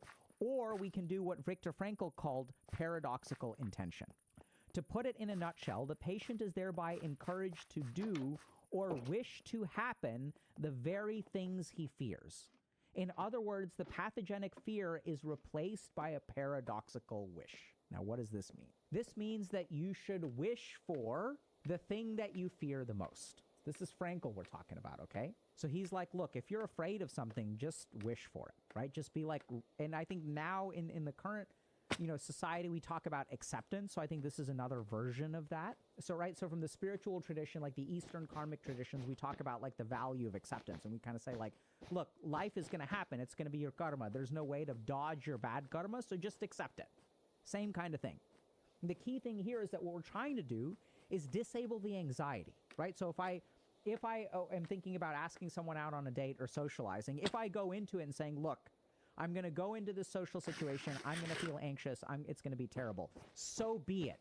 Bring it on, right? Just because life sucks doesn't mean I'm going to retreat from it. Let it happen. Like, do your worst, bitch. Let's go. And this is the key thing that Frankl discovered, is that the attitude that we embody when we approach the difficulties of life will ultimately determine how we live our life. So if you adopt this attitude of, okay, this person, I'm going to ask this person out on a date, they're going to reject me, it's going to hurt. Bring it on. So be it. But fuck me, I'm not going to live encased in amber anymore. Like, even if things go bad, so be it. I'm going to start living, and I'm going to shoot my shot, and I'm going to start taking chances in life. If the worst happens, let the worst happen. So be it. Now, this is the cool thing. When we adopt paradoxical intention, and there's a lot of studies on acceptance that show basically the same thing, it actually improves our chances, right? So, like, now what we've done is we've disabled the anxiety, and it's the anxiety itself that is really sabotaging the outcome. So when we have this bring it on kind of attitude, it really helps us to disable that anxiety. May not work right away, but as you practice it, your brain will get better at it, and then you'll be able to take chances in life, and then something cool will happen. Things will start to go your way. Right? You won't be quite as anxious. You ask someone out, turns out they're crushing on you too. They say, yes, let's give it a shot. And now someone has said yes. Now your life is completely different. Now you're living life. Now life becomes sinusoidal. Now life has ups. They said yes. And we went on 2 dates. They said, hey, they don't really see me romantically. And it has a down. So now the question becomes, are you going to be anxious and paralyzed? Or are you going to live life again? Oh, another down, and then an up. And then you end up dating someone for like a year. We've seen these kinds of progress in our community. People post about it all the time. It does work. I've seen it in my patients. So that is paradoxical intention. Bring it on. The second technique that we're going to talk about is called de-reflection. So Frankl noticed that when he worked with people who are existentially depressed on a particular problem and its implications. So let's say that someone gets dumped or someone fails a test. We tend to focus fully on this thing. Our eyes kind of tunnel down into this thing and the impact in our lives. Now that I failed this test, I'm not going to get a 4.0 GPA. If I won't get a 4.0 GPA, I won't get into college. If I don't get med school, if I don't get into med school, then I won't make my parents proud and I won't ever get married. And like all these things happen, right? So we look at this one thing in life, whether we get dumped or we get a bad grade or whatever, we become hyper-focused on it. So instead, what de-reflection is taking a step back and looking at how even this setback, which existential psychotherapy does a great job of this. Existential psychotherapy says that life is full of suffering, right? So suffering, there's some amount of unavoidable suffering. Buddha said the same thing. The key thing is how we respond to it. So when we have these setbacks, what de-reflection encourages us to do is pivot towards something called a transcendental value. So pivot towards something that matters to you that is greater than this problem. So I'll give you all a couple of examples of how I do this with patients. So let's say you fail a class, okay? And now you're catastrophizing. So when I work with people, what I'll do is I'll ask them, okay, like, so sure you failed, but let's think about this for a second. How useful do you think it is to be someone who is capable of bouncing back from failure? Is that important to you? Is picking yourself up when you face the setback an important thing for you in life? Would you want to acquire that skill, right? And so now what we're doing is we're taking this setback, which is absolutely a setback, and we're sort of recognizing that, okay, this is a chance for me to level up my damage control skills. This is a chance for me to acknowledge that even though I got dumped by this person, that I want to be someone who is capable of being dumped and still living a good life, putting myself out there, meeting someone else. In the grand scheme of things, there is something that is more important to me than this particular thing. So this requires some work, right, for you to really sit down and think about what are your transcendental values? What are the things that you want to become? And for the setbacks in life, what you want to do with de-reflection is think about the setback and think about how can you turn this lemon into lemonade, right? How can I take this negative thing that has happened to me and turn it into something that I care about and is positive in life. This is where the thinking comes in. So I do this all the time, right? So I failed out of college, basically, and ended up being a Harvard-trained psychiatrist, and that's become an important part of my story. I went through this process myself in terms of growth, and it's been awesome. Now I feel like I have meaning and purpose, and y'all should do it too. It doesn't mean that I'm magical or I'm special or I'm unique in some way. It just means that I sort of went through more of an Eastern path, but Frankel literally laid this stuff out. So not only did I go through this stuff, what I saw as a psychiatrist in 2018 was that this kind of problem is increasing. People are struggling to find meaning in life. This is one of the reasons that, I had a choice between opening a clinic or developing a coaching program. Reason I chose the coaching program, so in our pilot study of our coaching program, 1,493 people, maybe 39, I could be a little bit off. That was our pilot study on almost 1,500 people. We found a 58% increase in purpose and direction in life. This is the variable that we were going for, right? We want to help people find their meaning and their direction. So our pilot study was also looking at unhealthy technology use. And what we found is that it improved depression and anxiety by 20 to 30%, but that's not what we were trying to do. We developed a program to help people find meaning and direction in life. And once you have meaning and direction in life, the technology use and the lateralizing behavior goes down on its own. So in today's video, we've equipped you with some of the big picture concepts, a balance between actions, thoughts, and feelings, a sinusoidal rhythm in life, de-reflection, paradoxical intention, right? This is how to solve existential depression, or this is what the data suggest, or these are what some of these people suggest, right? That's what works. I've seen it as a clinician. Hopefully it'll work for you. Other thing is that y'all can absolutely work with our coaches. That's why we developed this, right? So the coaching program was developed because I saw that there are certain problems that are called these transdiagnostic factors, like perfectionism, right? Ego, identity issues, purpose, meaning. These are things that as psychiatrists, there's no medication for that. That's not what our training is in. Our training is not about building purpose. It is about healing pathology. So if y'all are struggling with that and you really want someone to help you through that so you've made significant progress in 8 to 12 weeks, definitely check it out. And for those of y'all that aren't interested in that, that's why we make these videos. That's why we explain things mechanistically. And hopefully we've given y'all some big picture abstract stuff to focus on, as well as 2 very concrete techniques to apply in your own life.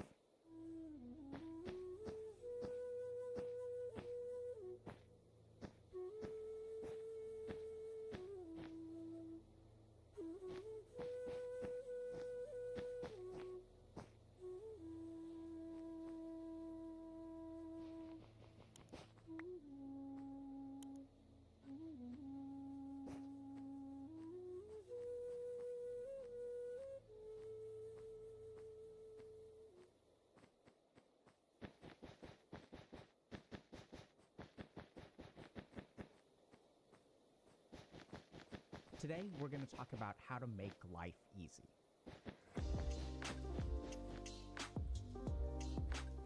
Now, if you're listening to this, your first reaction to that is probably, this is ridiculous, right? This guy is telling me that there's a way to make life easy. And how do we naturally respond to that? We say that this person does not understand my life. This person may think life is easy, but that's because their life is easy. Some people out there have easy lives if they have money, if they have power, if they have security. And then there are people out there who have hard lives. And it's no use for people who have easy lives to tell people who have hard lives it's possible to make your life easy. So when we have this kind of reaction to this statement, hey, it's possible to make your life easy, what do you think that actually does? The first thing that it does is if someone has actually figured out how to make life easy, we end up muzzling them.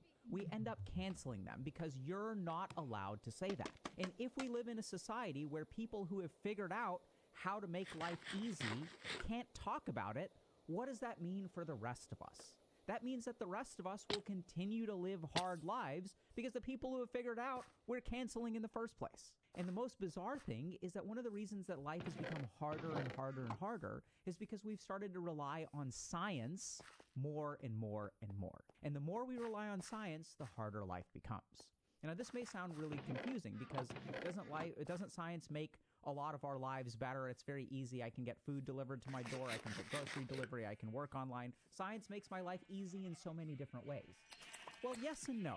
Because if we look at science, sure, there's a lot of technological advances which will make my life more convenient, but something paradoxical is happening. Even though my life is becoming more and more convenient because everything is at my fingertips, right? Especially this guy that can do everything. Somehow we're seeing a unprecedented mental health crisis despite the fact that we have a ton of technological advancement. So what's going on? So it turns out that science is really good at advancing technologies and building convenience, but science is actually quite bad at teaching you how to live your life. But you may say, but hold on, Dr. K, we have all of these studies about happiness and this and that, and let's tunnel down into that. As it turns out, those studies don't make things easier, they actually make things harder. So we can have as many studies as you want about what makes people happy, and people will say, okay, you need $100,000 a year, now probably 125. You need a healthy, stable relationship. You need social support. You need access to green space. This is the way that you get a happy life, right? This is science's answers. Just do all of these things and you will be happy. The problem is that science tells you what the goals are or what correlates with happiness, but it doesn't actually tell you how to get there, right? So they don't teach us the how. They just teach us in general what correlates with people being happy. Now let's understand what I mean by that. So science is very good at teaching you population-based stuff. Science can't tell you what will work for you. Science is the study of what works for the average person. So we can look at scientific studies on happiness, for example.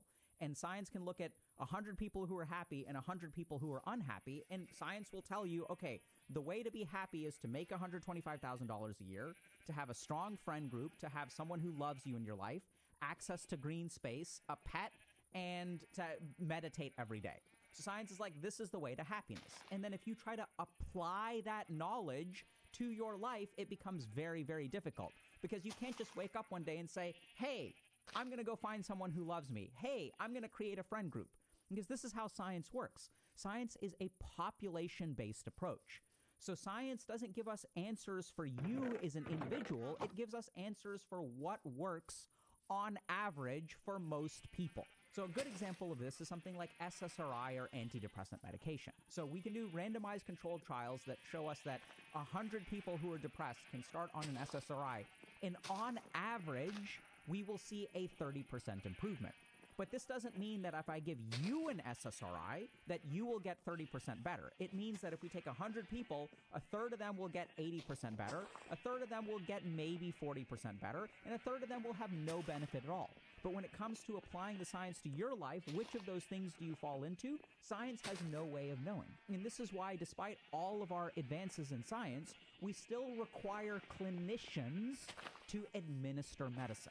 So let's understand precisely what a clinician does. What a clinician does is takes all of this information that science has provided, these evidence-based techniques like, let's say, motivational interviewing for addictions or dialectical behavioral therapy for borderline personality disorder. It takes all of these like scientific things, and then we actually apply it to an individual. You require a human being to take all of science and translate it into something that will work for you. And this is why when we look at the outcomes for problems that are hard, right, like problems like addictions, we require clinical support. And this is what we discover, is that science is good at providing population-based answers, but the application to a human being still requires a lot of specificity. So science can't give us all the answers for our individual life. So in order to understand how to make life easy, we have to understand what is the difference between easy and hard. And this is very simple. So if you know how to do something, it's easy. And if you don't know how to do something, it's hard, right? This is very, very simple. If you know how to change a tire, it's relatively easy. If you don't know how to change a tire, it feels very hard and feels very impossible. And this is true of things that we view as objectively hard as well. So I'm an addiction psychiatrist, which means that I work with people who have addictions. And if we look at the definition of addiction, it's something that's very, very hard to deal with. We have aspects of your physiology, your biology. We have, for example, in opioid addiction, we have these mu receptors, these little receptors all over your body that if you ever stop taking an opiate, they will start exhibiting pain signals. They'll amplify all of the pain in your body. They'll give you withdrawals. You'll start having diarrhea. You'll feel awful. You'll start choking. Everything will be very, very difficult. Your body will punish you. Your brain will punish you if you ever stop opiates. And so this is something that is objectively hard to deal with. And yet, through the practice of clinical medicine, we will do something really cool, which is that the majority of my patients feel like managing their addiction is now easy, right? They don't even think about it anymore. It used to be hard, but then they learned the knack of it. Then they figured it out, and then suddenly it becomes easy. So let's take the example of something that is objectively hard, like an addiction. So if I have something like an opioid addiction or marijuana addiction, this is something that is objectively difficult to overcome, because I have all these receptors in my brain and my body, these new receptors in opioid addiction, that if I ever stop taking opiates, they will punish me. They will create pain. They will create diarrhea. I'll start aching all over. I'll feel chills. I'll feel so physically bad. My body will punish me if I ever stop taking the opiate. And so if someone struggles with opioid addiction, they will say this is really hard to overcome. It is impossible to overcome. But as they practice and as we use certain techniques like motivational interviewing, as they engage in things like Narcotics Anonymous and peer support, as they do all this stuff, they get the knack of it, right? And suddenly what became impossible becomes very difficult but doable. And then it becomes hard, but actually not that big of a deal. And then eventually you get to this point where a lot of people who are sober will get to will say, oh, I don't even think about it anymore, right? Even now when I go to a barbecue, I don't even think about having a beer. I don't want the beer. Suddenly that which was so difficult to control becomes a natural impulse. I don't even want to drink. Like, it's disgusting. I'm done with that stuff. And the question is, what the hell? How did this happen? Because this is objectively difficult, right? Science will tell you, oh my God, overcoming addiction is objectively difficult. So what's going on here? Yes, it's very simple. If we want to understand the difference between hard and easy, it's one very simple thing.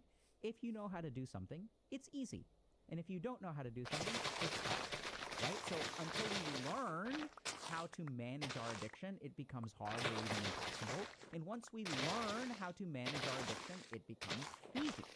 And this is not just true of addiction, right? So you can say, oh my God, I just built my first PC and it was so hard. It's so hard to build a PC. I have no idea how to do it. And then you have people over here at PC Master Race who are like, don't worry about it, bro. It's easy. Like, I'll help you out, right? So as soon as you learn how to do something, it becomes easy. And if you don't know how to do something, it becomes hard. Very simple. Hey, y'all, if you're interested in applying some of the principles that we share to actually create change in your life, check out Dr. K's Guide to Mental Health. It combines over 2 decades of my experience of both being a monk and a psychiatrist, and distills all of the most important things I've learned into a choose-your-own-adventure format.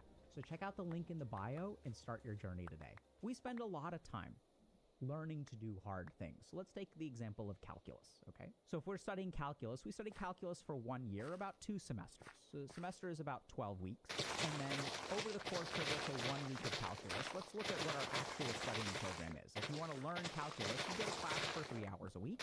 And for every hour that you're in class, you should study for 2 hours a week. So we're spending 9 hours a week studying calculus. We're studying calculus over 2 semesters that are 12 weeks each, right? And so this ends up 12 weeks times 9 is 108. So I'm spending 108 hours for 1 semester of calculus. And over the course of the year, I spend 216 hours of dedicated study to learn calculus. Now, when it comes to living your life, how many hours of dedicated study do you have? Do you go to class where you learn certain concepts about how to live your life and then spend 2 hours applying those concepts for every hour that you learn? Do you spend 9 hours a week practicing how to live life with intention, where someone is teaching you what the principles are and then you practice? Absolutely not. The reason that life is hard is because we don't spend time learning how to live life, right? You just kind of get bodied by life. You're sort of struggling over here, and then this thing happens and you try to manage. You're managing, coping, instead of ever intentionally learning. And as long as you are not doing that, if you don't know how to live life, of course life is going to be hard. And so until you've spent 216 hours of dedicated study trying to live life, of course it's going to be hard. So today, we're going to teach you the most fundamental building block of how to make your life easy. This is a concept that was discovered by the yogis thousands of years ago. And it turns out that if you understand this concept, a lot of your life will become easy. And there's another problem here, which is that a lot of the things that we try to do to make our life easy are actually making our life harder. And the two culprits are motivation and willpower. Everyone is out there looking for motivation, and everyone is out there looking for willpower, and they think the more I'm motivated, the more my willpower is strong, the easier my life will be. Actually, the exact opposite. Motivation and willpower are the wrong direction. You shouldn't even be moving in that direction if you understand this one yogic concept. That concept is the concept of something called a guna. So guna means quality, basically. And what the yogis essentially discovered is that there are three states, three qualities that all things can be in. There's a fundamental quality of tamas, which is inertia. There's a fundamental quality of rajas, which is activity or passion. And there's a fundamental quality of sattvas, which is balance. So if you look at anything in the universe, we're going to talk about people for a second, you'll notice that there are two forces. There is an inertia force, and there is an activating force. And when these two forces are in balance, things will be easy. And when they are out of balance, things will become hard. So let's understand this in the body and mind. So there have been days in your life where things are easy, right? You had some days where things are easy.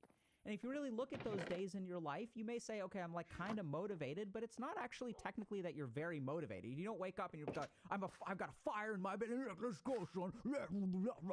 You're like, okay, like I got to do this stuff today, so let me just go ahead and do it. Okay, let me just take care of this stuff. Let me take care of this. There's a certain casualness to it. There's a certain ease to it, right? And on these days, you're also not pushing yourself. Because you're not like, oh my God, I need a ton of willpower. I got to do it. Oh my God, it's so hard. It's so hard. You kind of wake up and on some days, you know what I'm talking about, right? You've had some of these days where like the stars align and you don't know what is going on. And like suddenly like things are a little bit easier that day. You wake up one day, you brush your teeth, you have some breakfast, you sit down, you do a couple hours of work and suddenly like, oh my God, you did so much. You were procrastinating so hard and in 3 or 4 hours, you kind of got everything done. What the hell is going on? Like, how did that happen? And then you wake up on other days where you're like, oh my God, it's so hard to get out of bed. I don't want to get out of bed. Man, I need a cup of coffee. Man, I need 2 cups of coffee. Oh my God. And doing everything is so difficult. You have to push your body. This is tamas. Because your body and your mind are inert. Pushing your mind to focus on something, it's inert. It doesn't want to move. Pushing your body, it's inert, right? And when we get an abundance of tamas, we even get a clinical diagnosis of something like major depressive disorder and a depressive episode. There's a part of that is psychomotor retardation, which means that walking down the street is like moving through mud instead of moving through air. There's a lot of resistance in inertia. This is tamas. On the flip side, we have rajas. Rajas is activity or passion. And you may say, okay, but like inertia is bad, so rajas is better, right? No, equally bad, just bad in a different way. So when we have an overabundance of rajas, we get a ton of passion. Right? So we get super excited about stuff. And this is your problem too. It's not just that you're inert some days, it's that you're way too passionate other days. Oh my God, I got so excited about this. I'm going to do it. I'm going to do it. I'm going to do it. I'm going to order all this stuff. I'm going to buy a guitar. I'm going to buy all this stuff. I'm going to learn to play guitar. You have this overabundance of activity or passion. You get super excited about a video game. Your mind gets super excited about something. Oh my God, we're cooking now. Let's go, baby. Let's go. And what ends up happening after an overabundance of rajas? You run out of steam. Or the other problem is that you should be focusing on thing number A, but your mind is so active or passionate about thing number B that you don't focus on what you're supposed to be focusing on. So in both cases, this is not the right state of mind. Instead, what we want is a balance, for things to be balanced, right? I'm not overly excited, but I have enough energy or activity to where I can do the thing that I need to do, and my mind is relatively tranquil and calm. Now let's go back to motivation and willpower. The problem with motivation and willpower is that they are compensations for tamas and rajas. So if we really think about motivation, why do we want motivation? So we want motivation because if my body or mind is motivated, then I don't have to force it, right? So motivation is a natural inclination to do something. And we all go seeking out motivation because if we're motivated, oh, thank God, then I don't need willpower. My body will naturally want to do it. But I want you to think a little bit about how insidious and devastating this truly is. Because what you're trying to do is create a state for your body or mind where it does what you want it to do. It wants to do it, right? The mind, once it's motivated, it naturally wants to do something. But that still means you're not in control. If the mind is motivated towards doing something, your breathing a sigh of relief, but it's not that you are telling it to do it and then the mind naturally follows your orders. It's thank God the mind actually wants to do it because I have no fucking control over my mind to begin with. So on the days that it wants to do what I want it to do, thank God. And so we end up chasing this idea where we want the mind to do what we want it to do, but we are fundamentally not in control of it. And this is what makes life hard, because motivation waxes and wanes. So what motivation is to try to channel this sense of rajas. We want a natural passion in the direction that we want it because we don't control the mind. So we hope that the passion is in the direction that we want. Well, what about willpower? Willpower is our antidote to tamas, right? So when our body or mind is inert and we don't feel like doing something, what is our solution? Our solution is willpower. So even though it's sluggish and slow, I'm going to force it. I'm going to push it. Push, boy, push. Willpower, like, let's go, let's go, let's go. But if you live a life where things are, there's a large exertion of willpower, your life will not be easy. You may accomplish particular things, but it'll be fucking exhausting. Because we know that there are three major things that drain our mental willpower. And drain our cognition, actually, is really a better way to put it. Drain our cognitive energy, and willpower is one of them. Forcing your mind to do something or your body to do something is very, very difficult and very draining.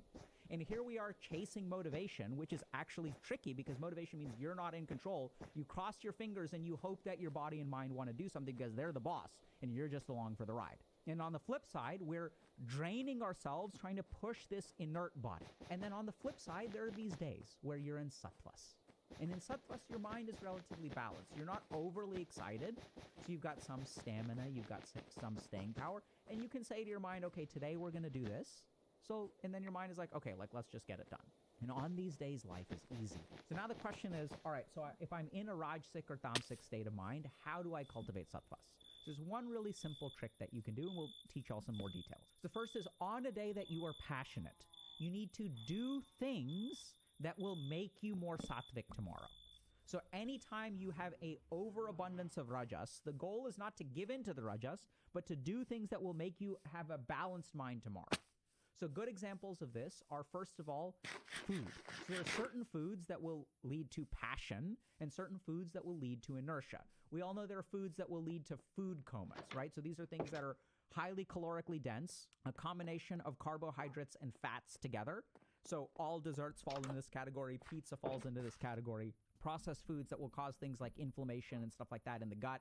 Well, there's all kinds of science. We're not going to get into that now. You can check out all of our other videos. But we know that when you eat processed foods, it increases inflammation. Inflammation then causes a low level of brain fog in your brain, will make it hard for you to focus on things, will make it hard for you to have willpower. Everything gets screwed. So how do we create this balanced mind? So let's just think about it for a second, right? How do we create balance in our body? How do we create balance in our mind? What we put into the body and mind will determine its function. So if we eat particular kinds of food, the body will be slow. If we eat other kinds of food, the body will be activated, right? If I get drunk on liquor, suddenly I'm filled with passion. And the same is true of the mind. Certain foods will slow down the mind. Certain foods will speed up the mind. This is true of all psychoactive substances as well. These are the things that affect the mind in a particular way. So food that is light and nutritious doesn't weigh down the mind, but also doesn't overly activate it. The second thing that we can do to create a balanced body or mind is to stretch it, right? So we want to engage in exercises that will sort of clean out the mind, purify the mind, as well as stretch the mind, focus the mind. So this is where mind-body practices are very, very powerful. So if we look at practices like yoga or tai chi, how do these things work fundamentally? So when I engage in a yoga posture, it's not about becoming a human pretzel. It's that if I try to balance on one leg with my arms above like this, what's it going to do to my mind? It is going to force my mind to focus, right? Because I can't stand like this on one leg unless my mind is focused. This is the point of yoga, is to literally practice the focusing of the mind. And since you are telling the mind to do something, and it is maintaining that state, despite the fact that it is hard, you are training the mind to listen. And the more you engage in this kind of stuff, the more balanced the mind will be, the more pliant the mind will be. It'll become supple, easy to kind of listen to you. So these are the two things that we really want to focus on. So the first thing is we're going to eat light, nutritious food. So high amounts of fiber, but not processed fiber or anything like that. Don't have any of that Metamucil crap or anything like that.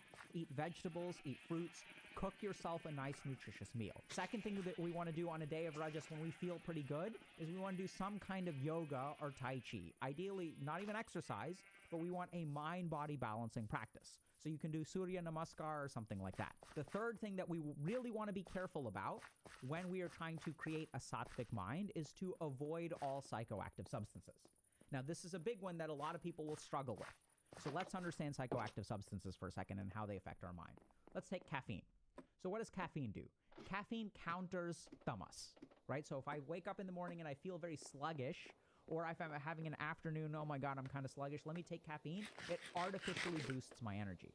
But caffeine doesn't increase your energy. All you're doing is taking an advance on your future energy. So if I drink caffeine now, I'm going to have a crash later. This is true of all stimulants, right? So once the stuff wears out, all of this artificial stuff that you've been kind of suppressing through the caffeine. So if we look at technically the way that caffeine works, it blunts our ability to detect our fatigue. So the way that our brain knows how fatigued we are is we detect this chemical called adenosine. And the more adenosine we have in our brain, the more we feel tired. And so that what ends up happening when we take caffeine doesn't actually give us energy. It just blunts our ability to detect our tiredness. So once the caffeine wears off, there's this pile of adenosine, and suddenly you feel very tired. Okay, so caffeine doesn't give you energy. You're just taking in advance from the future, and then you're going to have to pay it back. Other psychoactive substances like alcohol or marijuana or things like that, these too are problematic because what these are going to do is going to calm us down. Oh my God, I have anxiety. This is an overabundance of activity of the mind. And so then what happens, I take the substance and it induces a tamasic state. We are making our mind inert, which, by the way, is true of our psychiatric medications as well. If you look at these medications like antipsychotic medications, they're all sedating because they literally slow down the activity of the mind. Even SSRIs are somewhat sedating, right? We can feel sleepy, sluggish. We are inducing a tamasic state because in psychiatry, when there is an overactivity of the mind, we just sedate it. Literally, that's what we do. That's the neurochemistry of our psychiatric drugs. So this is the problem, is as long as you are ping-ponging back and forth between a rajasic mind that is chemically not even balanced, but overcome with something that's tamasic, right? We're sedating a passionate mind. Or on the flip side, we have a sluggish mind that we're artificially boosting with stimulants. In both of these cases, the state of our mind is unhealthy. It's not balanced. It's not easy. So you must cut out as many psychoactive substances as you can. And you will hear this. You may even experience this yourself, that if you take a break from all alcohol, all marijuana, caffeine, doesn't have to be all of these substances at the same time. Every patient I've ever talked to, if they can cut out a psychoactive substance, after 30 to 60 days, they feel better. It may come back after a while. You may need to use it. I'm definitely in that camp for caffeine. But this is the kind of thing where once you actually detox off of the substance, everyone says they feel better. So what we want to do is create a sattvic mind. And the more sattvic our mind is, the more balanced our mind is, the better we will be. So we want to eat light, nutritious foods that are nutrient-rich and ideally not too calorically dense. It's not so much about whether you eat 2,000 calories or 1,800 or 2,100. That's not that important. The main thing is that the food should not be psychoactively dulling, right? So we want food that's light and nutritious, some kind of mind-body practice, and some kind of restriction on as many substances as you can manage to restrict. If you can do these 3 days on a day that you are rajasic, right? Because remember, there are going to be some days that you're overly active, some days that you're, inactive, and some days where you're balanced. So you take an overly active day, which is going to happen at some point. And then you do as many sattvic things as you can. As you do more sattvic things, what are you actually doing? You're actually setting up for a healthier tomorrow. So when you wake up the next day, all of that stuff in your gut, the mind-body practice that you've done, the reduction in substances means you're going through less withdrawal, okay? Or maybe you started the process of withdrawal. But since you're eating healthy and stuff like that, you're not very sluggish, your gut bacteria isn't out of whack. The next day when you wake up, your mind will be 1%, 5%, 10% more sattvic. And as your mind becomes more sattvic, it'll be a little bit easier to get it to do what you want to do because it's balanced. It's not overly sluggish and it's not overly excited. So now you've added 10% balance. And so then if you tell it, okay, today we're going to eat healthy again. Today we're going to do a little bit more yoga. Let's try yoga today. Let's skip that second cup of caffeine in the afternoon. And by the way, a great way to avoid afternoon caffeine is just to nap.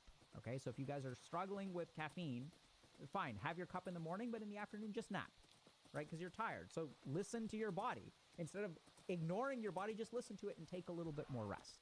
Then when you wake up, you'll feel probably not even refreshed. You'll feel a little bit more sluggish mentally, but your body will get that rest, which will help you tomorrow. So this is the key thing to understand about how to make your life easy. The first thing is that you must balance your body. As your body and mind are balanced, life will suddenly become a lot easier. Second thing to understand is that this balancing takes time. And the main thing to do is you should invest in whatever you can today that will make your mind more sattvic tomorrow. The third thing to understand is that if your mind is more sattvic, it is easier to do more sattvic things. So it's kind of like a string of dominoes, where if I can eat healthy and meditate one day, do mind-body practices, whatever, tomorrow in some way it'll be easier to do it again. We're not saying that you have to be perfect. It's not about perfection. It's about a trend in the right direction.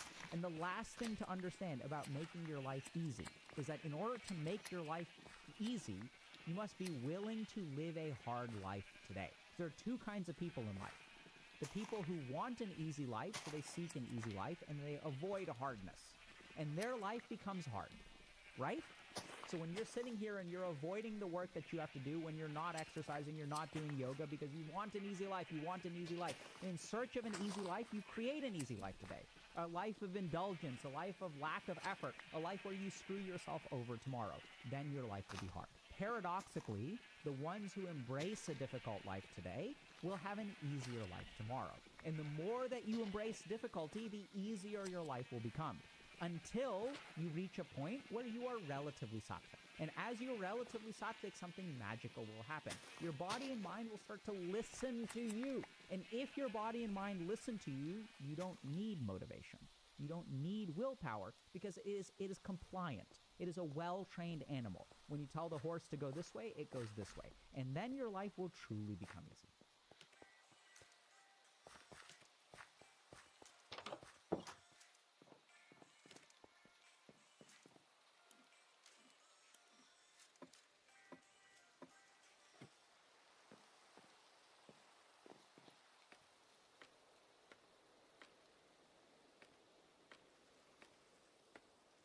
Today, we're going to talk about how to boost your resistance to dopamine.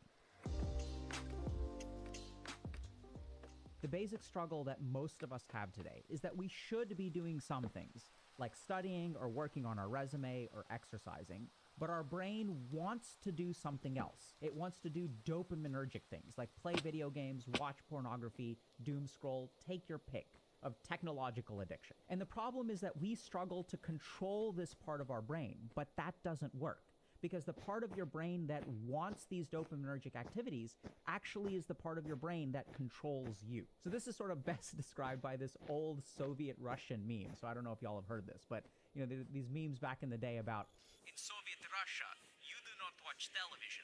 Television watches you. So in our brain, the way that this kind of works is, in Soviet Russia, or in the current digital age, you do not control dopamine. Dopamine controls you. I want to take a moment to thank the sponsor of today's video, Babbel. Babbel is the top language learning app worldwide, and I really love it because I'm actually learning Spanish after I've been using it for about 2 months. So right now, for example, I'm learning common conversational phrases that I can string together to actually have a conversation. Like dos veces a la semana, which means twice a week. Or tres veces al mes, which means 3 times a month. And that's what I really love about the app, is they make learning very, very easy and accessible.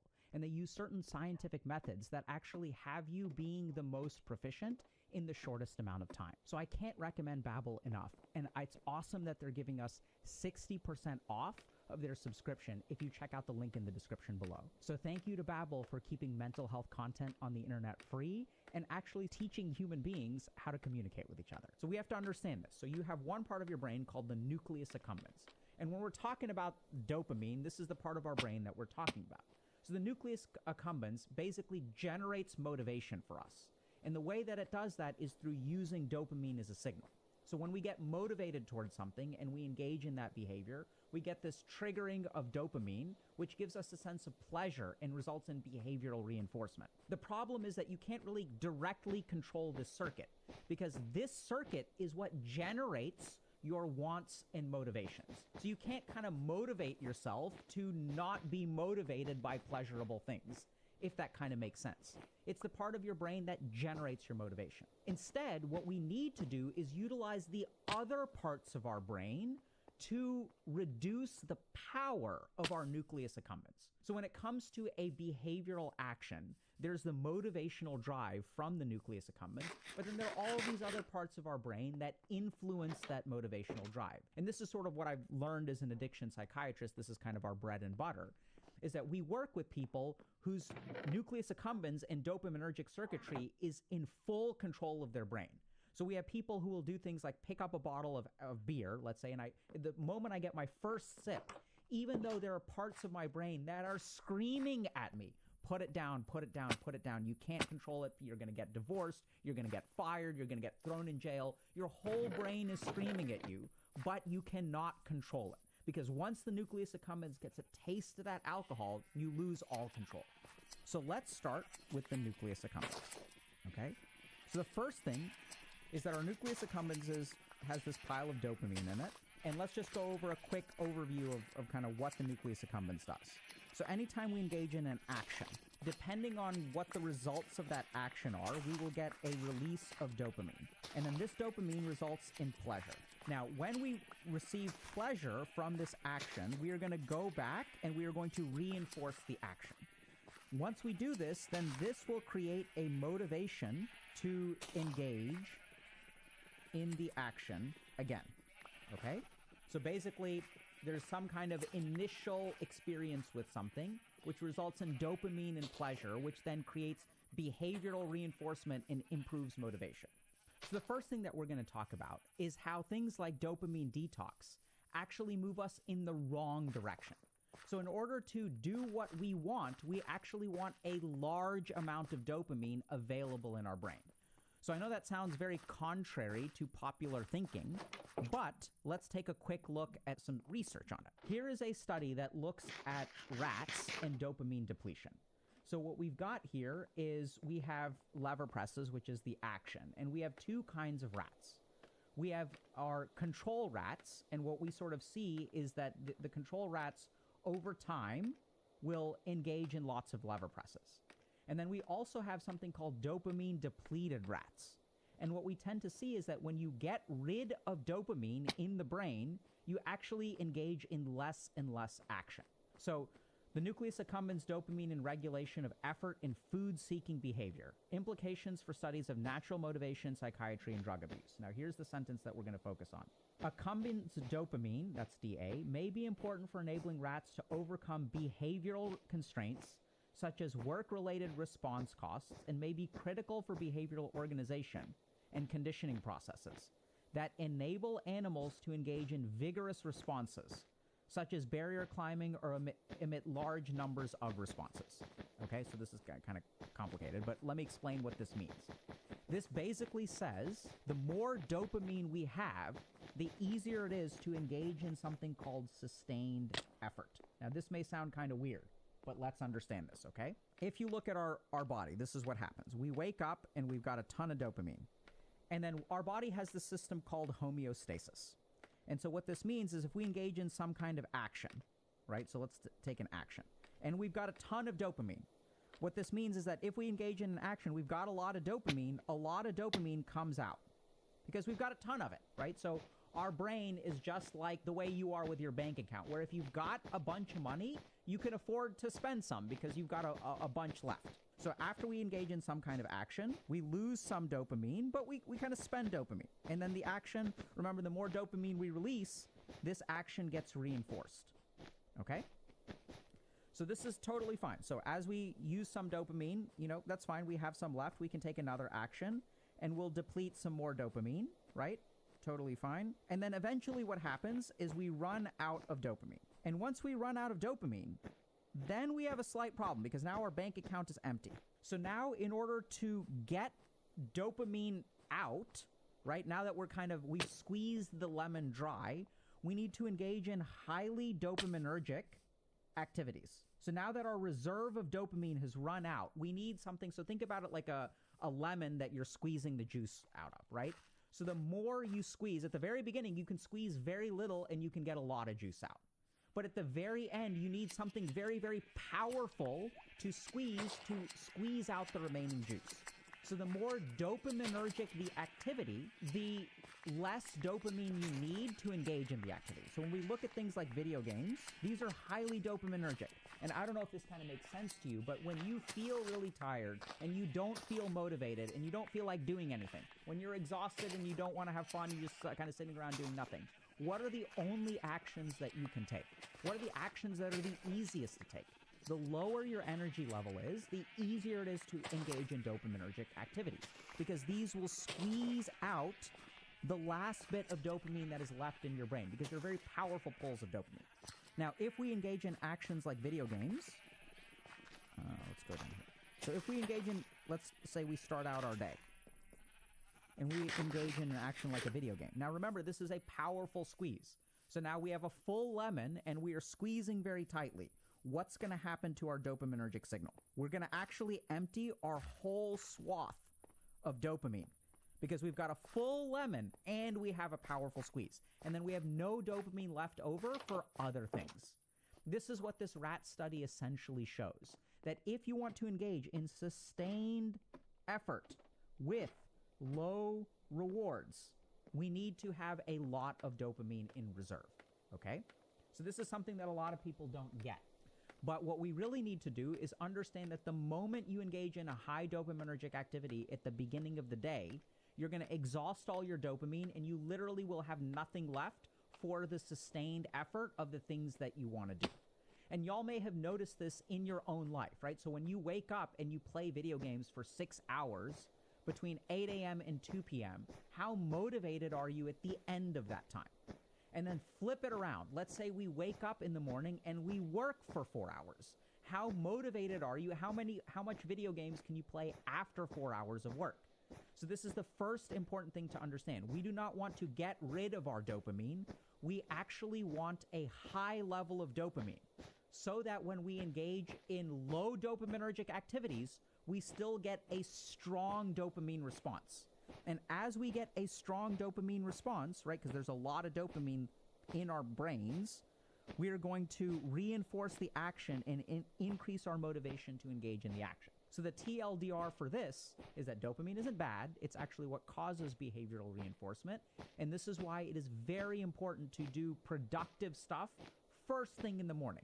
So do not even pick up your phone for 1 hour after you get up. Wake up and start doing something, anything. Try to avoid technology usage, or especially the dopaminergic technology usage, for at least 4 hours, ideally, at the beginning of the day. But don't touch your phone for 1 hour. As you do this, you will have lots of dopamine, and then you will be able to engage literally in sustained effort, right? So let's go back to this. So this is an experiment where we have lab chow, which is like crappy food, okay? That is very, very easy to access. And then what the rat